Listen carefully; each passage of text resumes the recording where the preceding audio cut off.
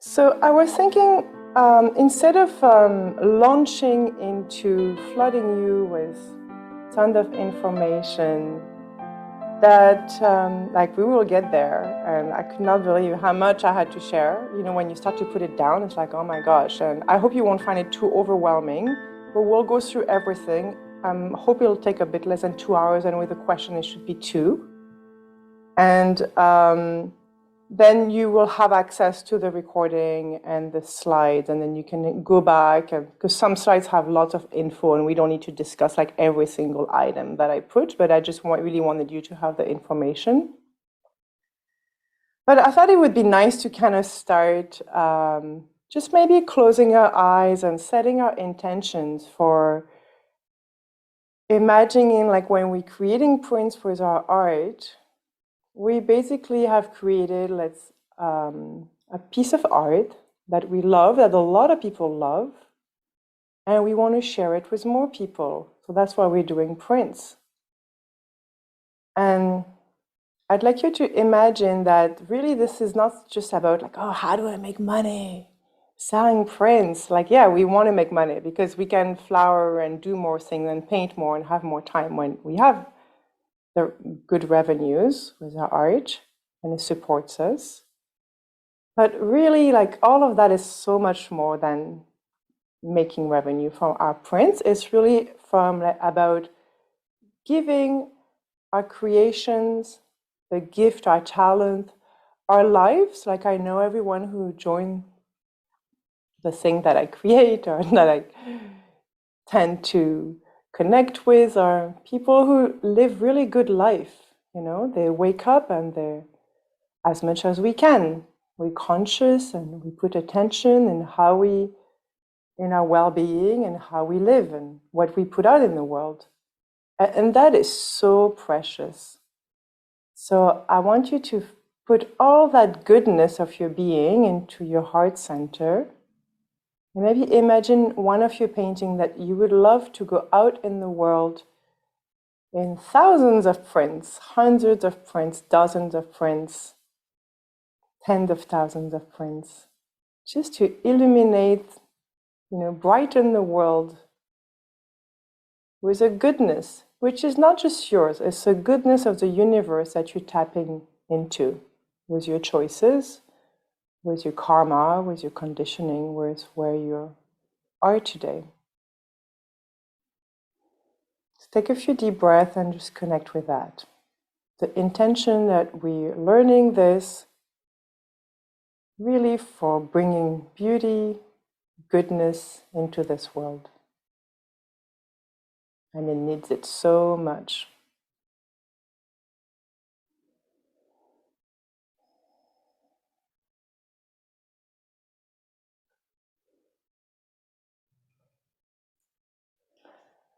Great. All right, so I'm going to start with showing my screen.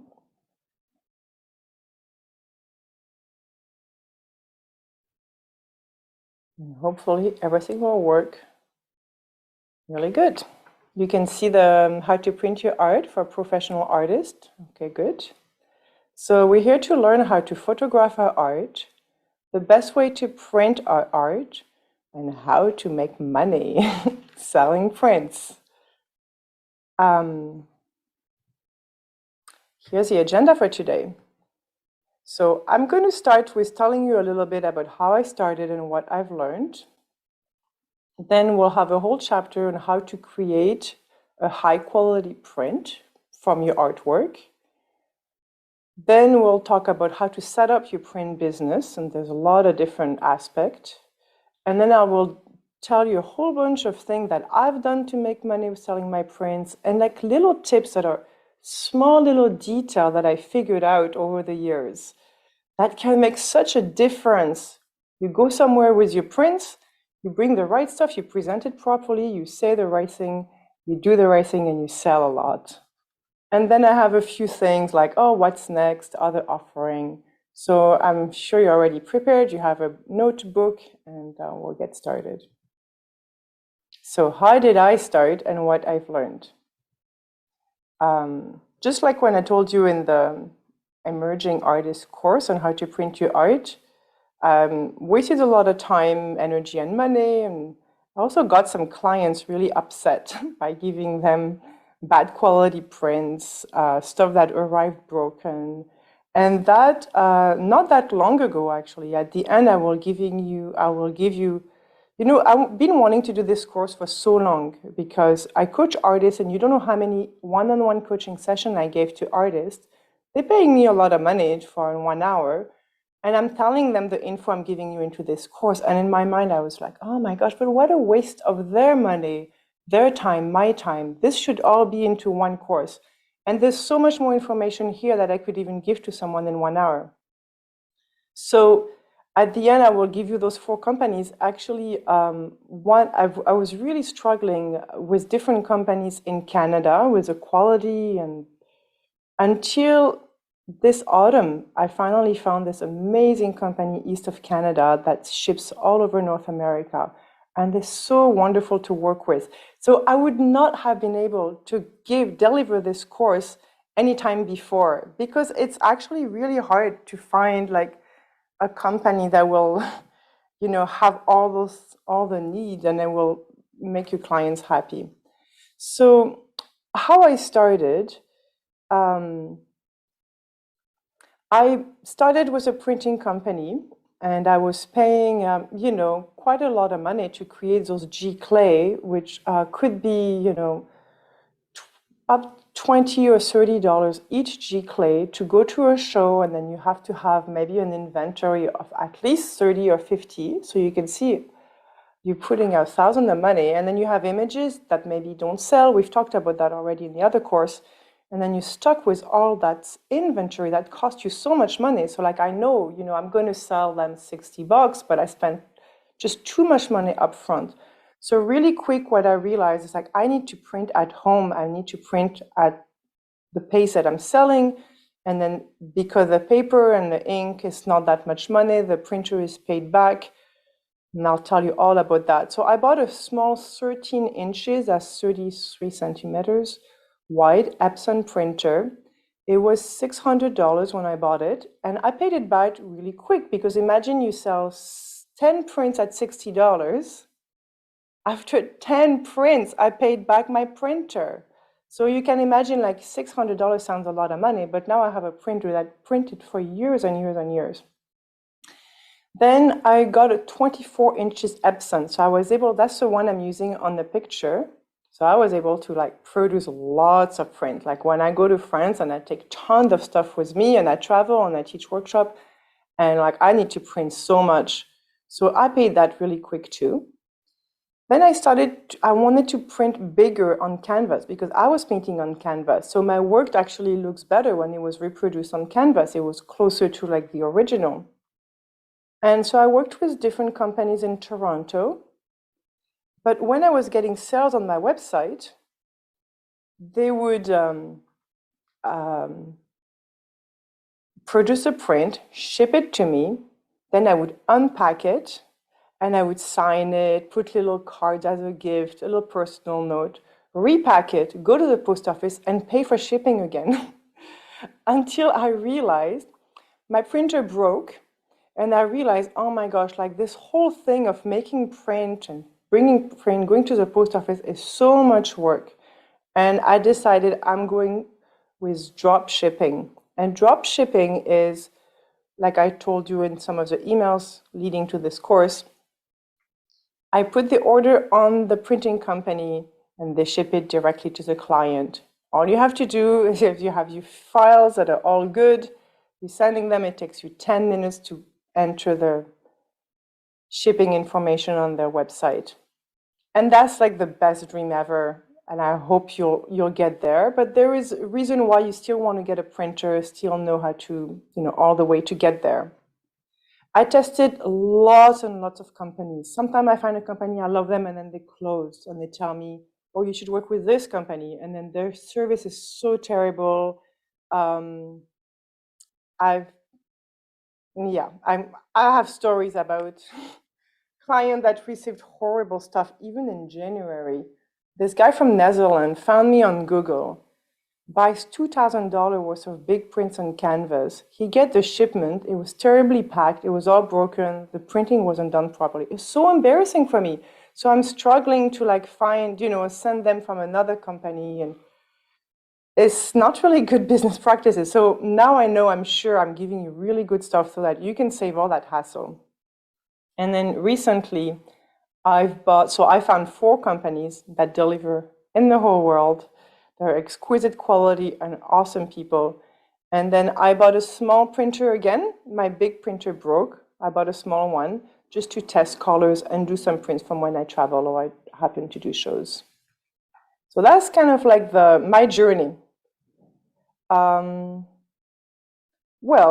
you can see me here. I guess because I paint quite slowly, I don't produce a ton of artwork. For me, selling prints was really, for years and years, it takes a long time to develop the list of fans and people who want to buy your original art. And selling prints was just completely essential to my business. So here's the first chapter, how to make a high quality print of your art. We'll talk about scanning, the large format, photographing, which printer to buy, which support to print on, and how to prepare your files, test color, and print. So scanning large format, I told you in the other course about, this artist who was kind of like mid-career, established, had the opportunity of publishing an art book and had not photographed her artwork over the years. So this is a deck of cards where they used many of my paintings. And because everything was already done professionally, I was actually made good money on this project because all I had to do is give them the file of my art that was just complete, everything was fine. So it kind of shows you some of the opportunities you have when you have all your artwork cataloged properly. So different ways to scan your artwork. I told you about piecing it together, for small artwork on a small printer at home. And then some, if you go to shops, some have larger flatbed, so like 13 by 17 inches, up to, I was in Paris once and I delivered this big painting, which was 3 feet by 3 feet, so that's a meter or so. And the guy had a flatbed that could take that big painting, and he scanned like a beautiful file of it. And I also saw a printer once. I worked with a company who had a scan that was it was a roller. So I had to unstaple my artwork from the stretcher, and then he would roll the print, the original artwork, oil or acrylic, inside his rollers, and it would produce an amazing piece of artwork. Then I tried, I didn't like stapling my artwork and putting it back. It's just a lot of work. And I tried photographers. I had to try a few photographers. Some of them said they could do the work and had the right lenses, but they didn't. So it took me a while to find out. But once I had the right photographer, he was charging me by the size of the painting. So for the size of my paintings, my standard size is 24 inches by 24, or 36 by 36, and it was costing me between $60 and $120. So I'm talking in Canadian dollars. So in US, it's about, let's say, 45 to 90 bucks. Then I realized, oh my gosh, all the guy is doing is taking a photo with proper lighting and the proper camera. I can do that. So I'm going to tell you of which camera I decided to buy. I did a whole bunch of research, called a whole bunch of photographer friends, did research online, called the companies, and this is what I end up deciding to buy, and I'll tell you why in a second. Having a little drink. The 2 cameras that I came down, and I'm sure there is other brands, and you can just look at the specs that you need to look for, and then you can research other brands if you want. But this is what I came down to, either buy a Sony or a Canon. And what you want to do is, they call DSLR cameras, or mirrorless. The Canon is more expensive. And it has to be photographing at 24 megapixels. You can see the difference of size. I chose to buy the Sony, the Alpha. I have the 6300. You can see now they had 6500, now they're 6600, the latest model. New is $2,000 Canadian or 1600 US. The Canon is more expensive. It's also a lot bigger. So I chose the smaller because when I travel, it's just less heavy in the bag, less heavy to work with. And when you walk around in a city, like if you like traveling, I don't know, I didn't want to be like the guy that looks like he has a $2,000 camera around his waist, like neck or shoulder arm. So I went for the Sony. And I often meet like professional photographers. That's a camera they had. So I know I bought a really, really good camera. Miriam, you have a question? So maybe I should take your question now. Yes, sorry, it's just I don't speak inches. So if you don't Yes. mind, when it's just I can't do it for 25 years in England. I speak Yes. the inches. I'm Sorry. glad you did, because when I said inches, it crossed my mind. So let's do that. Thank you. I mean, it doesn't Yeah. have to be precise, Yeah, but yeah, yeah. And you heard me, I changed a few of them into meters because I knew like, oh, I don't know, Miriam in UK, I don't think they do. and then Jennifer is asking, what is mirrorless? Yeah, that's a good question in a nutshell. So I never researched like the detail of why it's called mirrorless, but basically it's a digital camera. And I can't tell you that. I can't go into that. Yeah, you're gonna have to look at it. But it's called mirrorless, so that's the kind of camera you would want to get. I will show you after. I'm going to bring up, maybe that would be a good time to do it. Yeah, I'll show you in a couple of slides. Let's see if okay, I wanted to mention about the camera. Some people have been asking me, oh, can I do it with my iPhone? So I looked it up. Yes, you can use the iPhone 13 Pro Max. Takes another thing too, and it shows in the next slide. It needs to be able to take pictures in RAW format, RAW, although I think they changed now, they call it ARW. It's about the same stuff. But that's what you need when you're photographing your art, and I'll explain that better in a few slides. So the iPhone 13 Pro Max does that. It has sharpness and quality in the lens to be photographing your art. Now, I don't know if you know how much that phone costs, but I think it's like $1,500. So in my mind, I prefer to have a cheap phone, have an expensive camera that is going to last me decades, hopefully, if I don't drop it. I already done that. I had to buy a lens because it fell on the lens. But same with a phone, right? Like the phone, after 2 years, you need to update it. It falls in the toilet. I don't know. But if you want to use an iPhone and you can afford a $1,500 phone, then you can use the iPhone 13 Pro Max, apparently.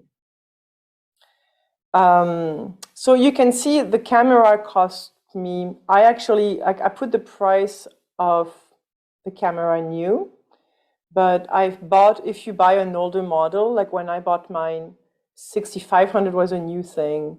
I bought a 6300 and I bought it for $1,200 with a small, like the lens that I use every day.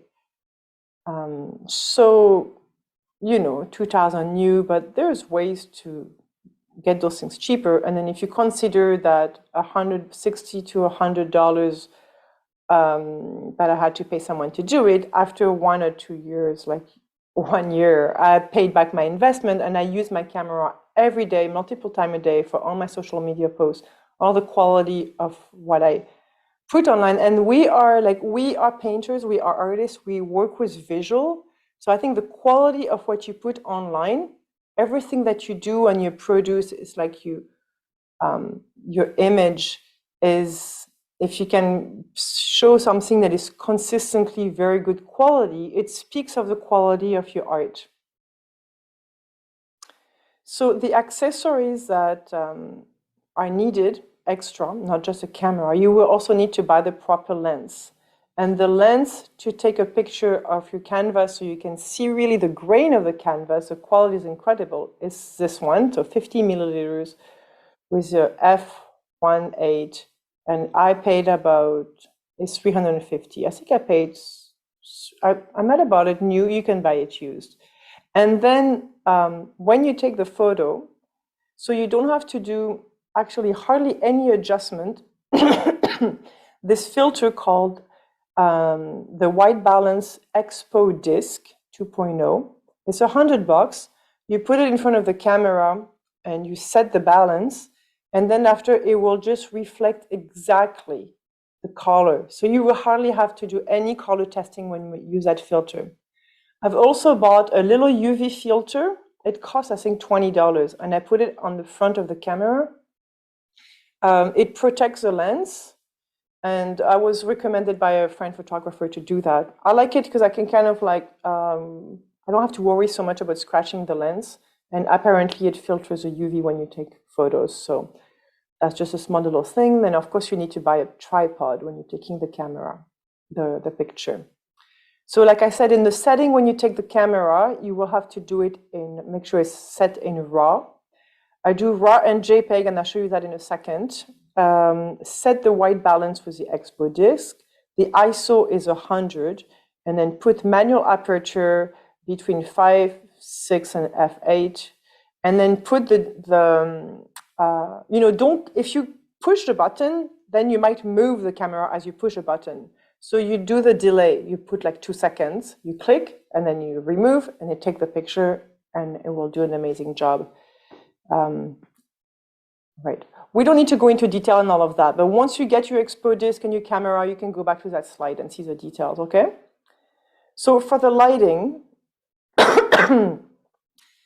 my favorite, most simple way is just to do it outside. I put it on the wall of a shed I have, or on an easel. The good thing about the shed or wall of your house is because it's vertical, right? So you don't have so much distortion. Once on the easel, sometimes there's distortion and you have to fix that on Photoshop. And if you did it indoor, then you need to purchase a light kit. And that's a light kit I recommend to buy. You can see at home, I live in sort of like this really quirky small house that is all wood. I don't have any like nice big white wall and space to set up. So I prefer to go outside. But if you set up inside, you would put one light on each side, the camera at the center, like I showed. Those lights, I got the Mount Dog. I don't think they're bright enough for capturing the picture. So that's why I researched a bit more, and I recommend the Godox. But those Mount Dogs, I use them all the time. I'm using it right now, so it gives like nice light when I do a Zoom call. But I also use it when I paint. As soon as it can get dark, if I'm painting at night, I love it because it gives you a daylight quality, and it's just so nice as a painter. It just changed my life. Before, I had to always paint in this sort of like yellow light. It was hard on my eyes, and I wouldn't actually paint a lot at night. Okay. What are the 22, 11, 22? What was that, Miriam? I see a question there.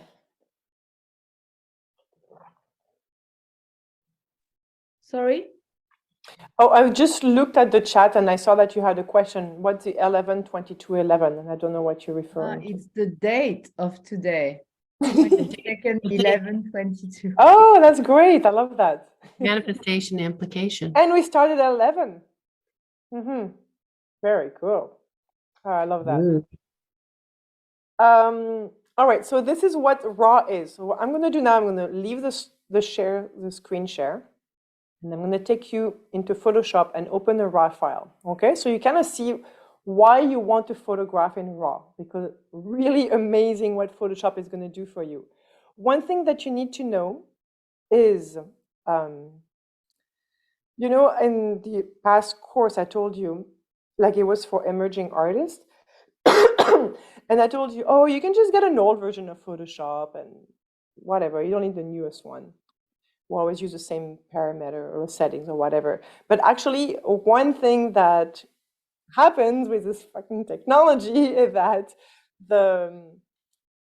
old Photoshop would not open the RAW file of my new camera.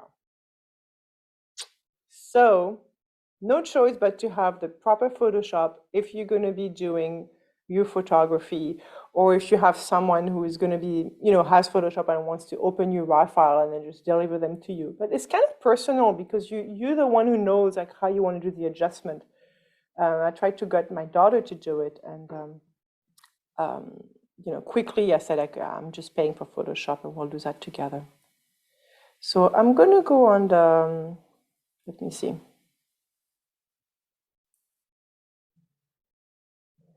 I'm going to go on Photoshop. Where is Photoshop? Okay, let's try one more time. Sure. You can see my Photoshop page, right? Okay, I'm going to open the bars on the way. You can see all my organization there. File for the live course. All right, this here is a RAW file. Let's see if we, and so remember how I said setting, do RAW and JPEG? What it does is that it takes two files. It gives you a JPEG so you can see it as a preview, and it gives you the RAW. So we're going to open the RAW file together now.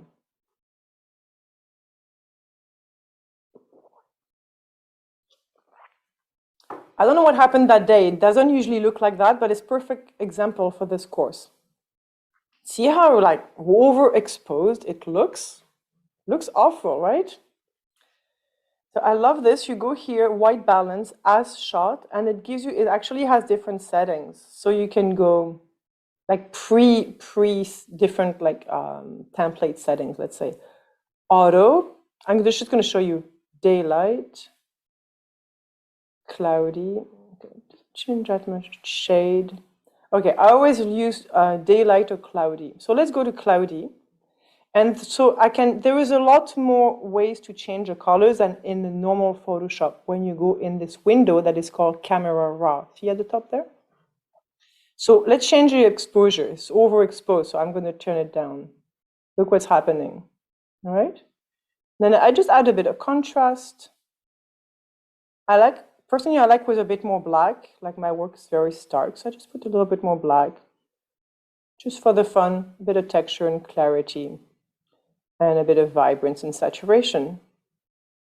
All right, and then let's click open. Now I'm opening on the normal Photoshop, and I'm going to zoom, and you're going to see, first of all, can you see what's on my painting when I took the picture? There is a fly. So you can see the definition. Look at the definition of the canvas, the qualities, like just incredible, right? I'm taking that picture so far away from the canvas. So that's the board. Anyway, I lost my painting there. But that's what I wanted to show you. That's the kind of stuff you're going to get when you photograph with that camera and that lens, right?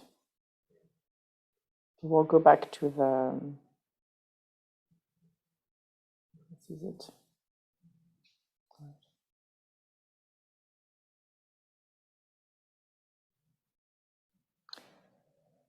All right, well, we're already there. Which printer to buy? So the printers I've been buying all along, and there's other brands again that you can check out and buy. Like I know Hewlett-Packard and Canon are good quality too, and other artists use them. I've been just buying the Epson. And Epson, you go on the website, they have so many kinds of printers. You want to get the P series, and it prints the highest quality for fine art. The prices for 13 inches, 33 centimeters, the P7 right now, I have the P600, goes for $800 US. You can get the 24 inches for $4,000, 3,000 US. You can see me with the one that I have right now, how I can print on a roll. And that's my 24 inches, which is 60 centimeters wide. That's the one I used to have that broke. All right, so which support to print on? All I can share is really what I've been using and I've testing and what works great. I really like, actually, at first when I was painting with watercolor, when I started my career, my technique was watercolor and gouache. So I printed on the Epson exhibition watercolor paper. It's a textured paper. It looked literally like the original. It's so beautiful. They used to have the roll, and apparently it's out of stock now. Now, this is why I created this discussion platform, how to print your art, and I invite you to please join it and share what you're finding out. There was an artist in a French group who said she's trying, and I went on the website to check out, and Arches, I don't know if you paint in watercolor, but they have this most beautiful cold press paper. They also have now a series of paper, Arches paper for printers. So I think it would be worth checking out. For when I went to oil, the colors are much more like vibrant. So it looked better for me to print on photo paper. And I liked, I don't like too glossy or too matte, so I buy luster. And I'll let you go through this after at your own rhythm, but you can see I kind of put you the price in US and in Canadian dollars. And you can see that it's very cheap, 45 cents for 8 by 11. That's a A4 format, Miriam, 8.5 by 11. 45 cents to print like a G-Clay quality. If you go to a printer store, they're going to charge you at least $20 to print that. Rolls of canvas. I've tried the Epson roll of canvas. I was so disappointed of the quality. And I have a colleague artist who's been swearing by the LexJet company, the Sunset Canvas mat. And I've seen the quality of his prints. They're absolutely incredible. I contacted actually, I decided not to print on canvas because, you have to print, but then you have to like stretch it. You have to buy the stretchers. For me, I'm just doing it drop shipping now. I didn't want to get into that. For printing and paper, it doesn't take that much room or the inventory. So, but if you do want to print on canvas, I have a colleague artist who's been one of my mentor when I started.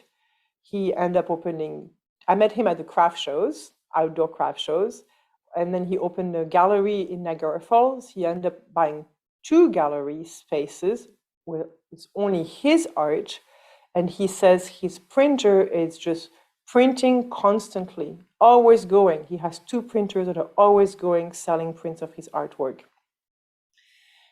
Anyway, I was contacted LexJet company for the purpose of this course to ask them a few questions. They responded to me immediately. They're so helpful. If you have any questions, that's the kind of people I like to work with.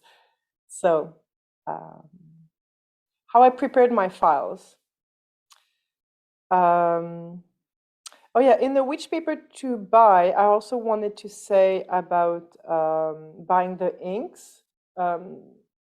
The archival inks of the Epson printer. Seriously, I've been buying the compatible. It was a friend of mine who's a photographer who told me about those companies who sell the compatible inks.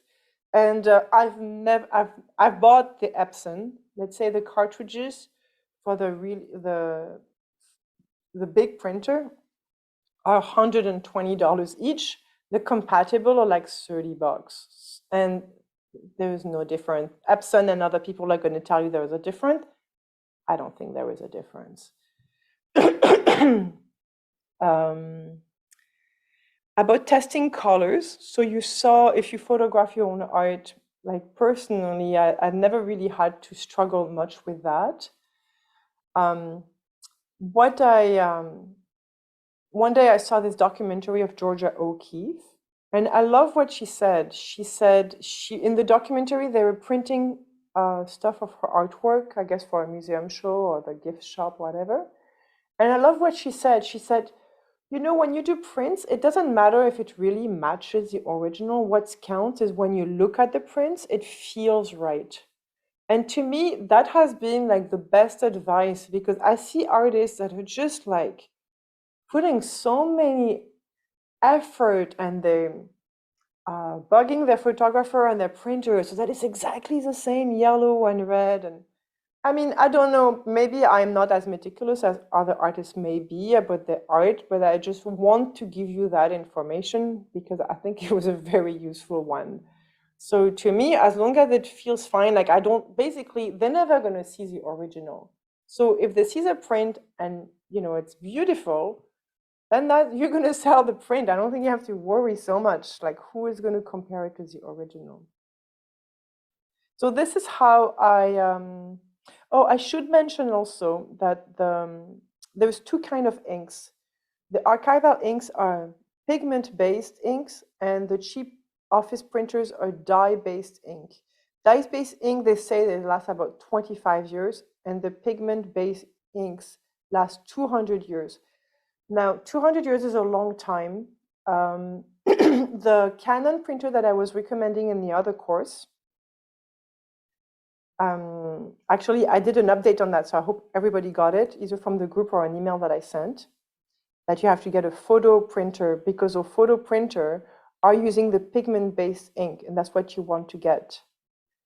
A lot of people call the archival inks Giclée, so I don't know if you're aware of that. I find that it's a bit of like an artist jargon word, and my feeling that most people don't even know what a Giclée is. So I don't use it on my website. I don't tell people I make Giclées. I say it's archival or museum quality. And I think it sounds better than Giclée. But Giclée is basically, you know, somebody came with this name. It was related to the technique of the mechanism of the printer, the inkjet printer that it came up use. I just wanted to let you know about that word because it comes up when we talk about printing. You can also print on wood, on metal, on vinyl. There's so many different materials. Some of those drop shipping companies I'm going to recommend you'll see. So maybe your art, you know, may be really good to print on wood, depending on what you're doing. So it's for you to choose like what you know, medium is best. Miriam, do you have a question? Sorry, I totally like the idea you don't use Giclée. It's true, it's total jargon. But what did you say? You said archive print? Archival. Archival? Archival, like from Yeah. archive. Yeah. Yeah. Okay. I didn't get the name. Yeah. Okay. Yeah. Thank you. So this is how I prepare my file. For my giant printer that it was 24 inches, like 60 centimeters, I could put two 30 centimeters, 12-inch prints on each side. So, you know, I was printing on a roll. So that's when I print with a roll of paper. That's how my files look like here. The one where you have three side by side, that was my big one. The one where you have just a flourishing woman one, that's just my 13 inches. You saw that picture of me with that printer. I try to like, you know, save space. So on the right there, you can see my larger prints that were 16 inches. That's going to be, I think, 45 centimeters. And then I've got the A4 format on the small, like 8 by 10, 20 by 25 centimeters. And that's how I prepare my files if I just print on sheets. So, you know, actually the paper comes, it's kind of weird, but the paper comes in a package, 8.5 by 11. But we're just talking format A4. But 8.5 by 11. But then after, when you buy the plastic bags, I don't know why, but in framing, like the temp is 8 by 10. So you could buy the 8.5 by 11. For the small prints, those are prints that I sell for $25, $30. You would get the paper out of that's the same paper I use for the cards, by the way. And they would cut it 8 by 10 and then feed it in the printer with the file that is exactly. I hope I'm making sense. If I'm not, please ask me. Yeah. So this on the right, It's in case you decide not to work with roll of papers and just buy sheets, which I think is a little bit easier to work with sheets than roll. You could get, if you want to do, you could get they just come as longer sheet for my square images, and then I cut them. So it's 13 by 17.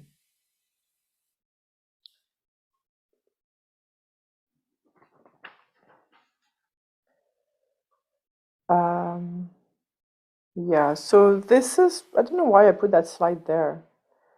Basically, I was kind of showing you like how to adjust colors. Just wanted to share like what I use when I adjust colors. Those are just the settings that I go for to change a little bit. Basically, the raw does everything, but in case sometimes you need to adjust a little bit if it doesn't print properly, then usually just changing the brightness and contrast, level, curves, exposure, vibrance, saturation. This is where you will fix whatever feels not too right. You just go and try different things, and that's where it goes. So you go in image, adjustment, and then that's where you have those settings.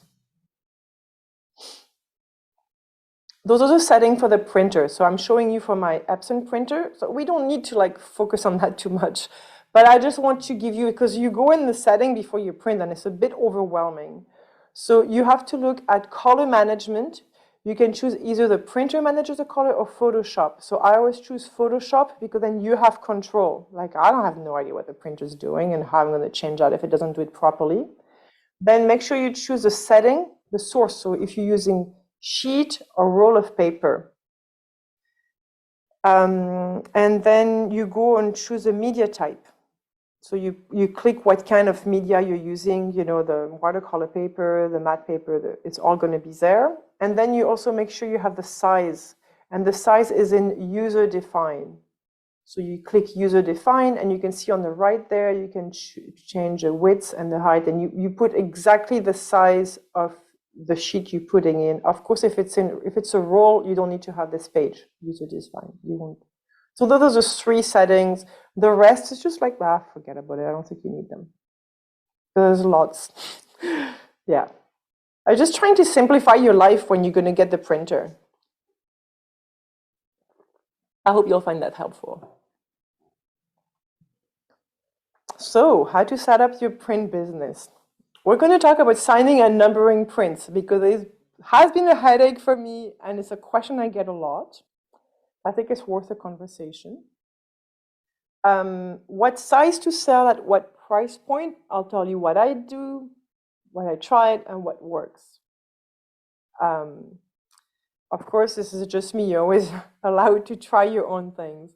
Presenting your prints online, how to do that, how to set the shipping prices, and how to store, pack, and ship. Because it seems, it's not that big deal, but yeah, actually, it took me years to figure out how to store it, pack it, and ship it. All right, let's have this conversation. Signing and numbering our prints. In the olden times, when an artist did a print, it would go through a press, and they would because they had to make those plates, and it would be very expensive for the setup of that plate. They had a plate for each color, and then you would buy, generally, like you would choose a run. So it's just like when you print a book. If you just print 50 or 100 books, it costs you almost the same money to buy 500 or 5,000 books, because there's so much more money for them to do a small run.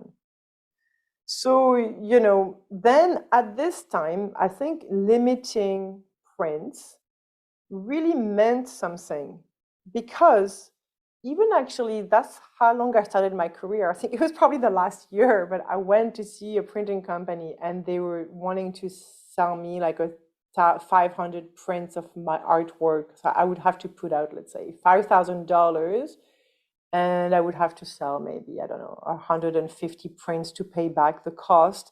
And then you'd number each of them. Okay. My point is that nowadays, we all know printing is digital. We print them whenever we want, whatever size we want, And when we number, like I was numbering my prints at the beginning, and seriously, I think it's a lot of the art world. We could get that conversation in another course or another time, but there is a lot of like superficial, pretense, fake stuff in the art world. And you've got to see through it and you got to ask yourself, oh, is this something that I have to do because the art world says to, or is this something that is actually useful for me to make a living from my art? My conclusion, signing and numbering prints will not help you make a living from your art. The best thing that I can tell you is that I have clients who have bought some of my signed and numbered prints on canvas. And when I stopped doing it, like I didn't announce it, but then they bought more work from me and it wasn't signed. It was just my digital signature at the bottom and they never saw the difference. So, at the end, people want your art on their wall. And another story from the side of the buyer, there was this indigenous artist. I really love her work. And I wanted to buy a print because I can't afford her work. She sells in museums. Her print, the smallest print I could get was like $350 because there was a limited edition of 150 or whatever. I'm like, I'm sorry, but I'm not paying $350 for a print. I love your art, but I wish you just made it not limited and you could sell it to so many people, so many more people. The only time where I would recommend signing and numbering is maybe if you're a photographer and you work with galleries. So what I would do is that I would do all my smaller prints that I sell on my website or at shows. I would not sign a number, but then when I would maybe have a limited edition of like really big pieces that are sold for $3,000 or $5,000. Do you get my point? So now you really have, okay, we all agree I'm only going to print 20 of those. And now you're talking to people who are in galleries and they really care about that kind of stuff. So you're just kind of playing the game. Anyway, that's kind of my take on all of that. Jennifer, yes, I will share. You will have access to the PDF. I know there's a lot of information you can go back to. So that's it for the numbering. Let's see if I told you everything. I think I did. Now, there's pros and cons, and I want to present that. Yeah, so I kind of told you. One other thing that is a real hassle is if you number your prints, you have to keep track. So here is like my little sheet that I had when I was printing. Someone you can see ordered those two prints here and they wanted it to be 108 out of 500. But like seriously, it's just such a hassle. And at the end, I think I didn't even care. I was just putting whatever number. I put like 26, 34. And then one day it's just like, oh, fuck that. Anyway, I had kept the paper, so I think it's kind of neat. But in case you sign a new number, that's how it looks like on the right there at the bottom of the canvas. So what size and price to sell? I wanted to show you that. I did that a long, long time ago. You can see how an artwork looks when it's matted, when it's framed, when it's just on a little piece of paper. It can look very different. I learned a lot before I started my art career. I was at a craft show. We were selling the clothes with my husband. And this photographer who was someone I really looked up to and really encouraged me to do my career. I went to his booth and I bought one of his photos. He actually takes photos and retouches them slightly with paint. So his medium is kind of half photography and painting. But I bought, so that was like over 20 years ago. And I bought print of him. It was 25. So let's say today it might be 30 or 40, $35. I took it home and I realized that what he had sold me, and it's fine, he's making a living from his art. So I'd say like really congratulations for doing that. It was a matted photo. The photo was a 4x6. 4x6 is like the small regular photo you'd get at the photo shop, you know, when you go to the shop to develop your films. And like, how much does it cost? Like a 4x6 photo? It's like 25 cents, not even 15 maybe. So I had bought for $25 a 15 cents photo that had around it maybe like a $2 mat. Do you get my point? The way he presented it with a mat and the story and me meeting him and me falling in love with him and his artwork and all the stories that are behind. I basically like the margin of what he was doing. So when I had this experience, I learned so much about it's not what you sell, it's how you present it. You have a question? Yeah, sorry, you said he had sold me a mat. Yes. So the What? mat is like, see the burgundy mat around that painting there? That's a mat. Right, okay. Mhm.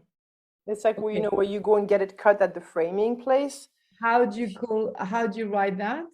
M-A-T? Oh, MAT. It's you get mat board at the art store or framing store, and then you can cut them, and you can actually cut them yourself. But if you smart enough to work with standard size, which is good for you and also good for your clients, because then they can go to a regular big box store and find a frame that is cheap. Like recently, I was sending a piece of artwork to someone as a gift. I was matting it for them because I know how to do it. It's really easy. It costs you nothing. It cost me nothing, and for them, it would cost them a lot to do it at the framing shop. And he looked, I said, you know, it would be nicer with a bigger mat, but check how much it would cost for you to buy the frame. And it was $200 to get the custom size framed. So we decided to make the mat smaller. It wasn't as nice, but then he was able to get a frame for like $35 because it was a custom size. So for you too, as an artist, you might be able to see places where, like the Crystal Clear bag, I think they sell pre-cut mats. So if you can make sure that your artwork fits in those pre-cut mats, then you can get those pre-cut mats for like, you know, $1 each or something. And then have a giant markup. Okay, but since we're talking about matting, when I started my career, I bought the matting machine. And I think, you know, it's cool to have. If you kind of like good with your hand, it's not that hard to learn how to use it. The big mat board are cheap. You cut it in a whole bunch of pieces. Like it costs you really, really nothing. And it looks really nice when you do your own framing, so you don't have to pay someone $200 to frame your stuff, right? But what I'm getting there is I used to cut my mat. It was a lot of work, right? Every single thing I had to cut it. Well, one day I decided I'm going to try not to do mat. I'm just going to sell. So just like that, with a white border, make the white border a little bit bigger, and then put it in plastic. Well, all the people who had been buying my work for all those years with the mats, they were buying the same price. I didn't change the price. Let's say this was $25. Now I was selling the one without the mat for $25. The image was bigger because it didn't have the mat. And here you go. I was saving myself like so many hours before going to a show. Here, this is how it used to look like. On the left, you can see was a mat. Now that's how it looks like. So those are like little tips, you know, it sounds, but for you, it can be like huge that you're getting started and you don't have to think about those things. Like I'm telling you what I've tried and what worked. If you have work on paper and print on paper and you do shows, I think it's nice to have some prints that are framed, and maybe then you want to cut your mat and have some of the artwork framed, because some people, they're just happy to get it framed and to get the artwork framed. I mean, like, again, depending on where you are.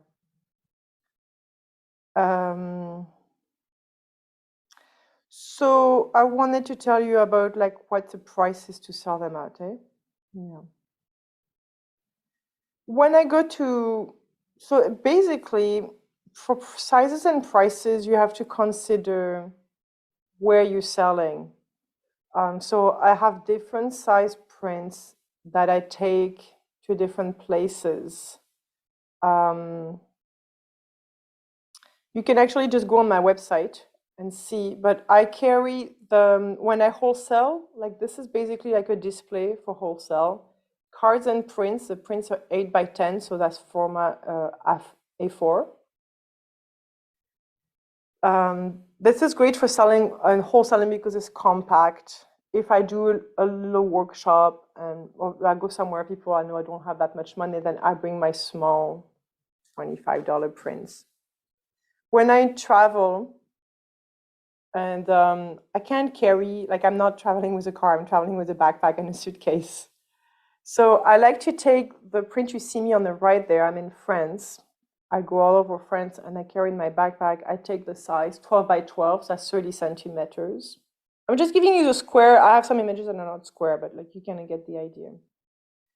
And I sell those prints for 40, 45 euros. So that's 45 US dollars, $60 Canadian. And you know, it's a price that is just a little bit more expensive than the 25 bucks. But most people that love my art, they're going to spend that. And for me, like that's a lot of money. If I just sell 40 prints, that's like 400. No, if I sell 10 prints, that's like 400 euros. And that you saw the price of the paper. So you can see the margin. And I find like 30 centimeters, like 12 inches, was a great size to put in a suitcase. I really love that size. When I used to do like studio tours, I would have actually the size up. I would do 16 by 16. So that would be maybe 45 centimeters. And I would sell those at $100. So, you know, people, again, it's a studio tour. So people expect to spend a bit more money. So you don't bring the 20 and the 60, you just show the 100. Do you kind of get my point? And I told you in the other course about like not bringing your greeting cards everywhere you're going and that kind of thing. And then for canvas, I tried on my website for until this year, actually, I had like the 8 by 8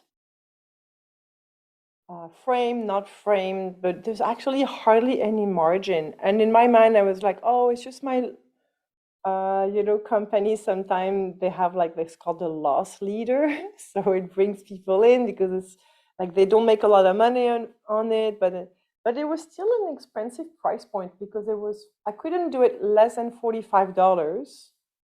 And $45 plus shipping, like it still ended up being a pretty big purchase for someone. So I really didn't want to do any printing at home. I just wanted to do canvas.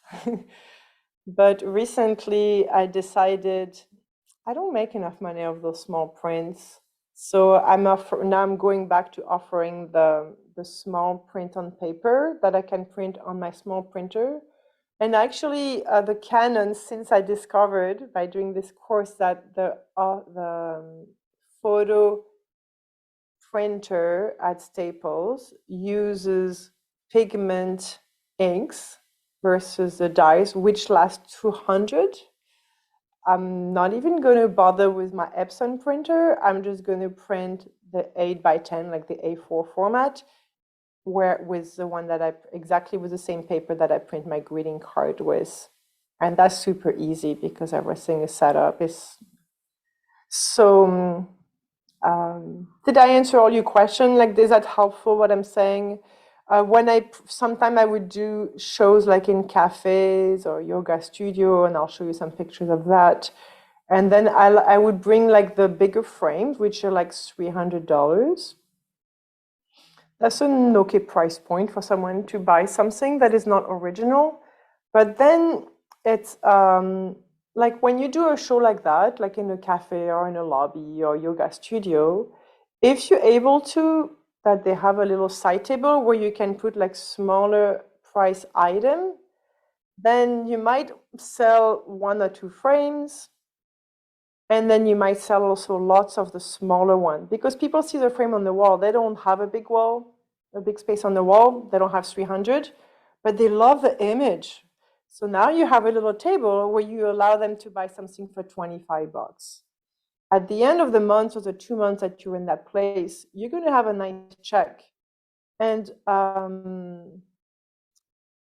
yeah, those are, things that I've done in the past that turned a show in a cafe into actually quite a bit of money. And meanwhile, I could see the next artist, he would just bring original art. Like, first of all, nobody buys art.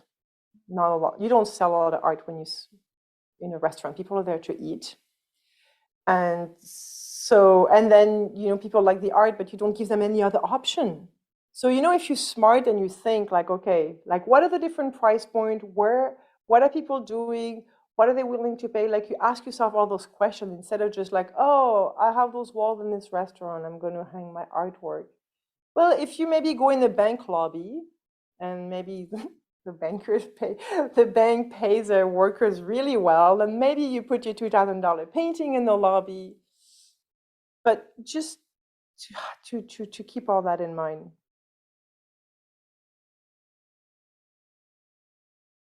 You also have like Christmas market. What do you take in a Christmas market? What do people want to give as a gift? Um,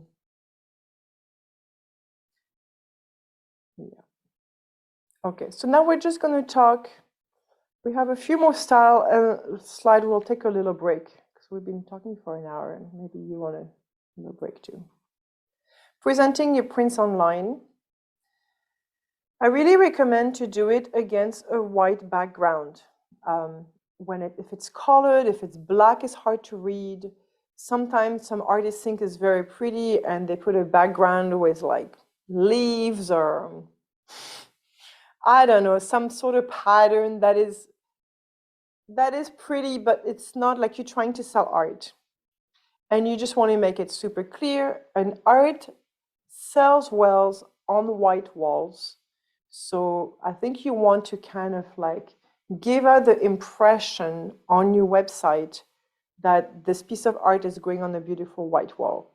I've seen lots of websites and it looks the best when it's against white. That's my opinion. You can try different things. Crop it really clean. Like I said in the other course, don't take pictures. I see this all the time. It drives me nuts. People that show their prints on the pretty like bed cover or tie-dye thing or with flowers and crystals or like don't do that. It just doesn't look good. It doesn't look okay, maybe it's pretty, but you're trying to sell. And when you're trying to sell, people see your art and they want to see it on their wall. They're not going to put your art with crystals and flowers against a tie-dye background. So you have to think smart. I actually collected some pictures of artists that like were trying to sell their art, and I feel so sorry for them. And I was like collecting, but then I thought like I can't put that in the course because if they fall on the course, it'd be mean. But yes, all right, I did my little rant. And the best way to is to show it, of course, like how it looked on the wall. So you can get pictures of living room with blank walls where you can add that they basically made for that. A whole bunch of companies online, like I just put there, like Unsplash, Canva, Shutterstock, iStock Photo, Megapixels. You just click a free stock photo. Sometime I have paid in the past because I really wanted that photo. I really liked it. It's not that much money. You can use it over and over.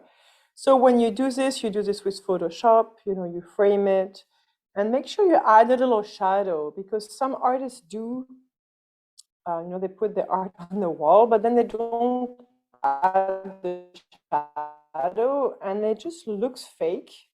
So you want to make sure it looks nice. It's just a little extra effort.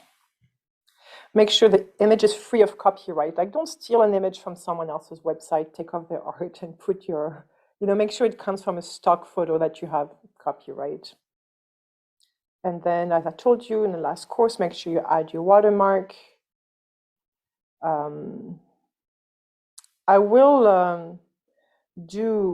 really want to give an in-depth course about how to build your artist website. Because I've built 6 websites in my life, all for my art. I've learned so much. And building a website is not just making a website and having sales. There's such like there is a whole intelligent, journey that you're taking people on with the navigation, how you present it. There's so much. And actually, even earlier this year, I paid someone $750 to do an analysis of my website, and I've learned way more stuff. So one of the things I've learned is, and this is good for you to have before, if you haven't done too much stuff online, when you name your file, you can add keyword in the file name. So I give you an example there. Let's say on the page where I have this print, and I have it just like that, and then I show it with a frame, and then I show it like in the living room. So every time you have a new image, a new photo with that image, so you can change a file name. So you see how I change a file name? So it kind of adds keywords into the search engine. And then there is something called the alt text. So when you upload an image, the website will show you somewhere where you can enter the alt text. And the alt text is usually for visual impaired people. So they hover over it, and then the computer will tell them a mandala of a person meditating, practicing mindfulness with a moon and a tree reflecting in water. So they can create an image in their mind, but that also is more keywords for the search engines. Now, you don't like through word that is not related, like you have to be real because, AI and search engine intelligence will pick up if you kind of like BSing them, trying to put stuff that is not related just to attract, I don't know, maybe you want to sell your art to corporate and you're putting like, whatever. I just think that's like really valuable information. And another thing too is make sure your files are actually the same, sometimes like the same size, because it bugs the website if you have something that is long way and then square and then like that. Try to have, so sometimes if I have an image that is long way, I put it inside a white square image. So all the images on my website, like I'm talking about the shop side of your website.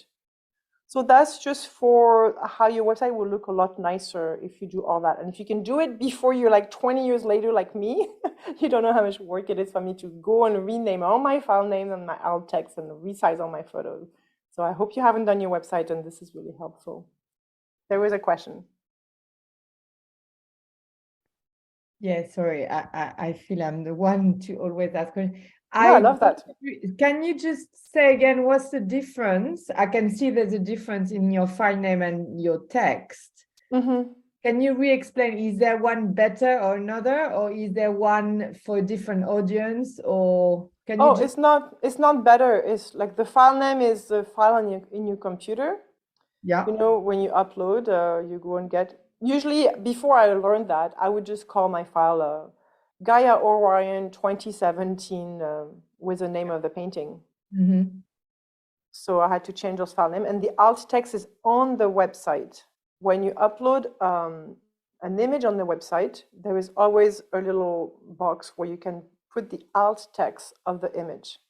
Right, but then do you, because when you said, it's good for the search engine, do you actually previously research what people are going to type? Like, yeah,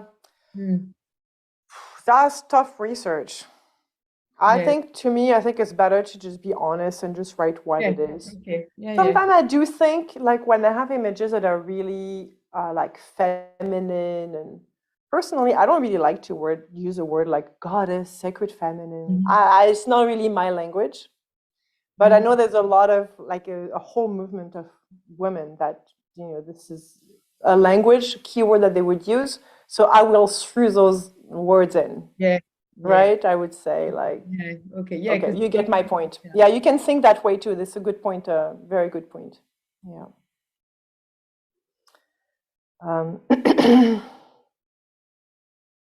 Okay, okay. About the website, I just wanted to add, it's also important to add a description that doesn't sound like the back of a prescription bottle. Make it nice, put a bit of effort, make it poetic, make it fun, tell stories. You can go on my website and see how I did it. But make sure you make it personal, like don't just copy paste what I did. Try to find something that is like, I don't want like all the people that I taught that have this copy paste description of my stuff. Like we artists, right? Be creative and unique, and that will like show through when you do this, when you make the effort. All right, so shipping prices. I created a PDF that I will email you that shows you exactly my shipping prices. I could show you how that looks like now. Oh, that's your Windows.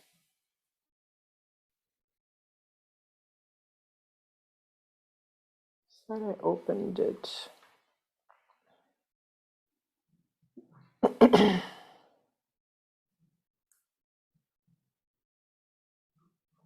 Okay, just a second. Yes, that's where it is. Okay.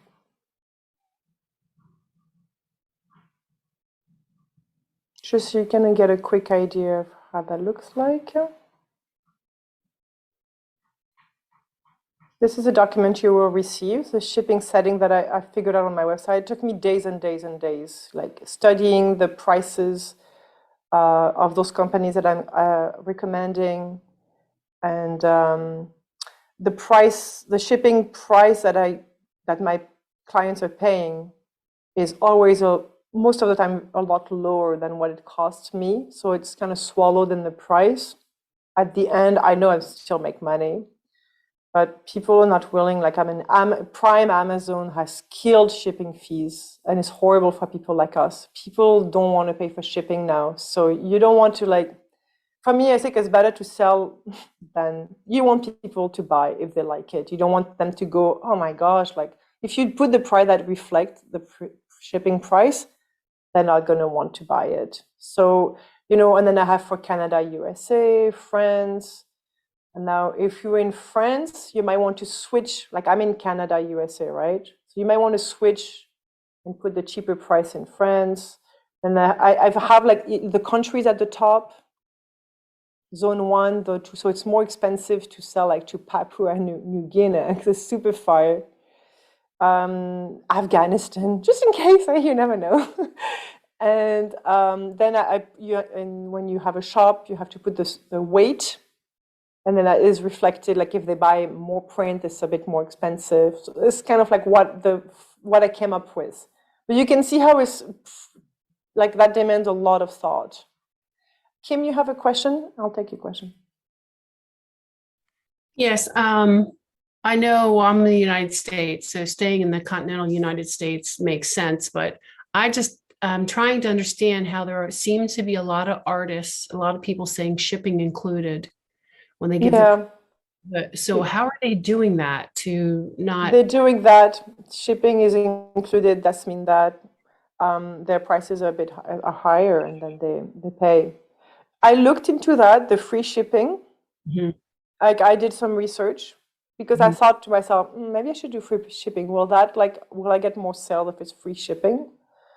And my conclusion from reading a lot of blog, and I feel like I'm an artist. So like people, they're not like buying something at like a big box store where you kind of expect free shipping now. I think they kind of respect that. They know I'm going to pack it. I'm going to go to the post office. I'm going to pay for this shipping. So I think if I put it like, you saw my shipping prices, like it's like 5, 12, the most expensive, well, I'm not counting the one in Afghanistan, but let's say like just in Canada, USA, the most they were going to pay is like 25, maybe $40 if they buy like a lot of big, right? So I find like for me, I know as a shopper, like I'm not like a mega rich person. I pay attention, like how much shipping I pay. And if I really want something, I will pay 25 shipping. I'll pay $7 or $8, right? So this is kind of what I came up with.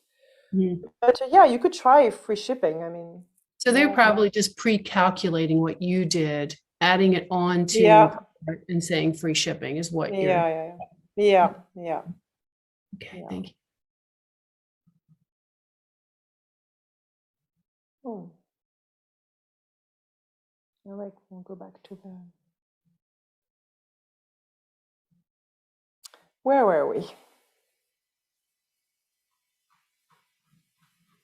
I lost my page. I'm going to go and find it again. Here we go. Lots of info. Eh? Here we go. We were at the shipping.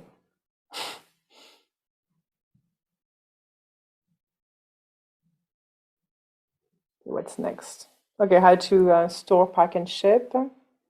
A little note on bubble wrap. Like I like bubble wrap, but just be careful. Sometimes if it stays on the artwork, it could leave traces of bubbles, like little marks. But what I do if I have stuff at home, what I came up with, like I sewed blanket, I made like bubble wrap. Like I tried so many things. I made boxes.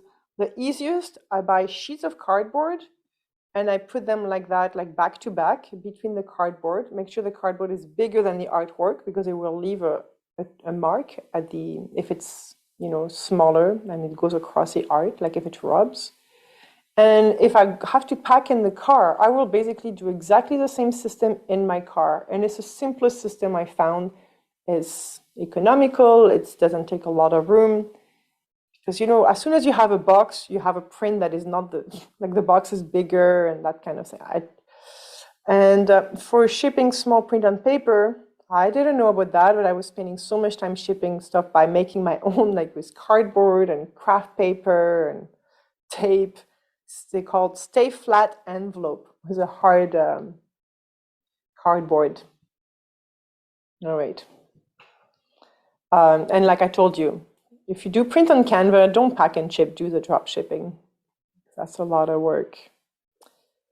And when I travel, I just put the prints into a bubble wrap and in a suitcase or a backpack. How about we take a little break? We're going to be talking about how to make money selling prints. Maybe we take a little pee break and a drink, a walk around. And we have 40 minutes left. So I think that will work. We're in good timing. What do you think? Good? All right. I will stop the recording. I have a quick question on the Stay Flat envelopes. Yes, tell me. Where do you get them from? Do you order them like in bulk or? I order them in bulk. Uline carry them.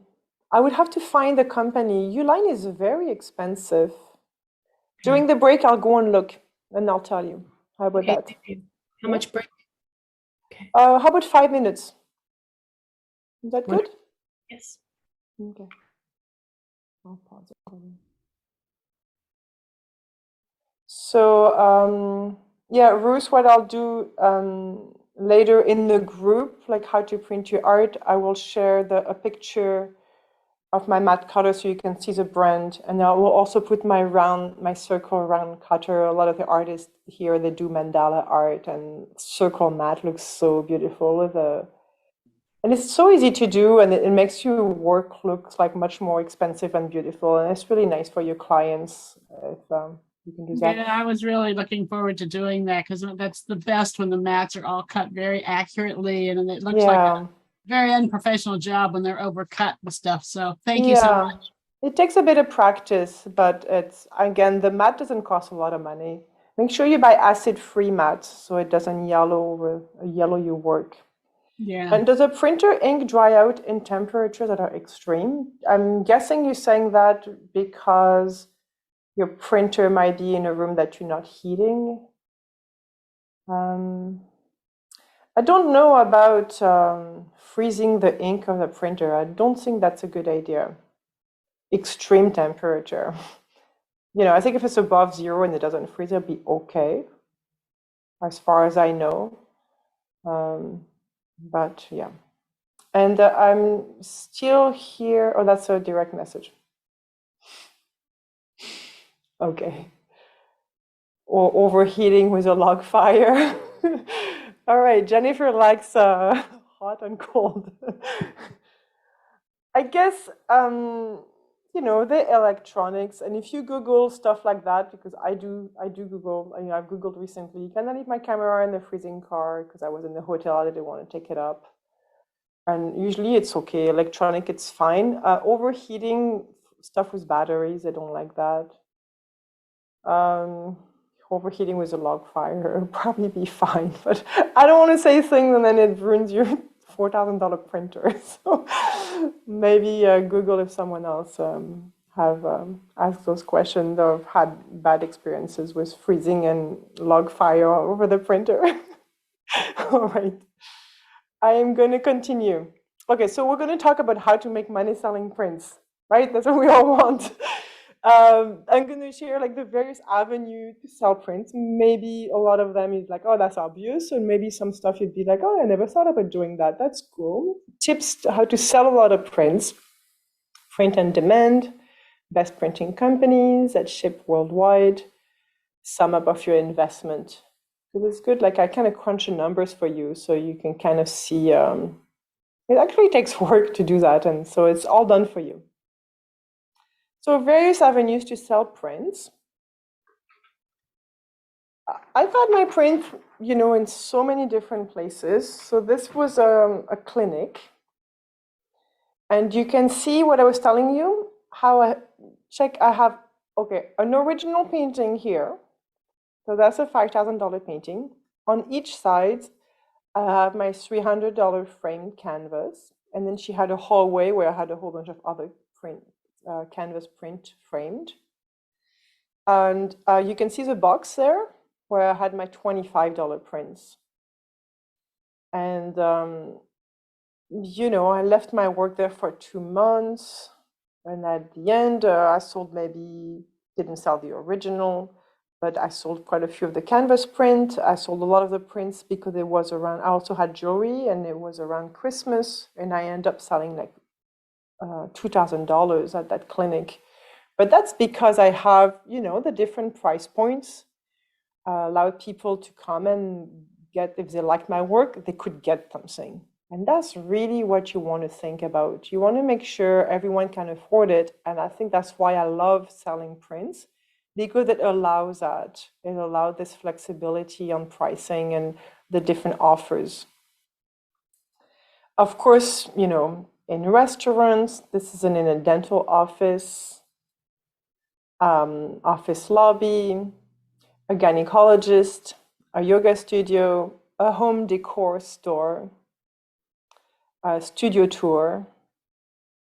This is a gallery show. And what I did is that I put print and I framed it with like nicer frame, not just the black floating frame that I have, but I put like a really nice frame. So I wouldn't put an original painting in the front window of the gallery, of course, but I put prints. So then it would tell people like, look at the art that is in there. And that was another gallery show where I brought my prints. These are $100 prints. And I had my jewelry and my books. And I made really good money just from selling prints. And, you know, again, like you have a gallery show and some people will come and they only want to buy an original paintings. Most people can't afford an original painting, but they still love your art and wants to come and see your show. Now, you know, the art world is like, oh no, don't sell prints. Okay, do what you want, but like for me, I'm doing all the effort of exhibiting my art and getting people over. I want them to buy something if they like my art. And having the prints and choosing which price point to bring is what's going to make you money. So you sell original artwork, because a lot of people, they don't want the print. They have the money to buy the original and that's what they want. So again, it's catering everybody's budget possible. Oh, I don't know why that didn't go. All right, that was a picture of a solo show opening with lots of people. And again, the solo show opening at that show, I made also lots of money. Like, you know, a lot of people come for the solo show opening and I had prints available in that gallery. And, you know, that was a really good thing to do. That's at a workshop. When I do a workshop, so that was local. So I was able to put frames on the wall.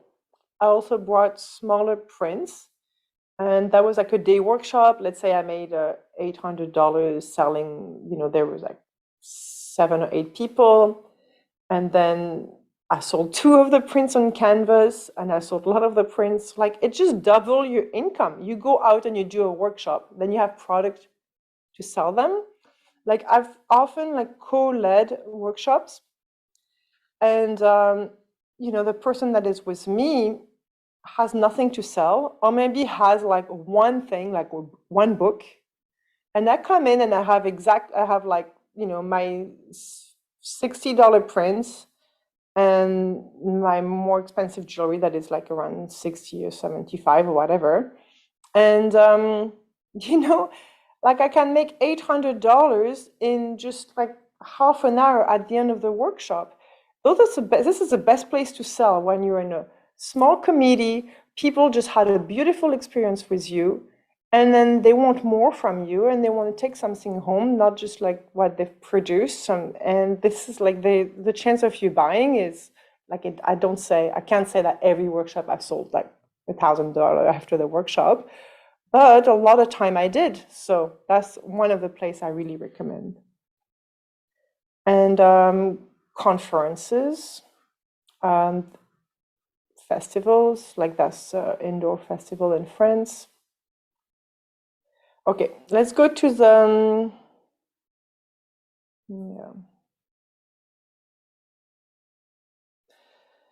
all right, tips to sell more prints. So I think even during the last class and this class, I already gave you lots of little tips of, like where you can take your prints and little additional tips like that can make the big difference. But here are a few extra. So I told you, I think already, about not taking a greeting card and small priced item at most shows where people are coming to see art and they're going to have money. Don't take the small priced item, because that will just double your income right there.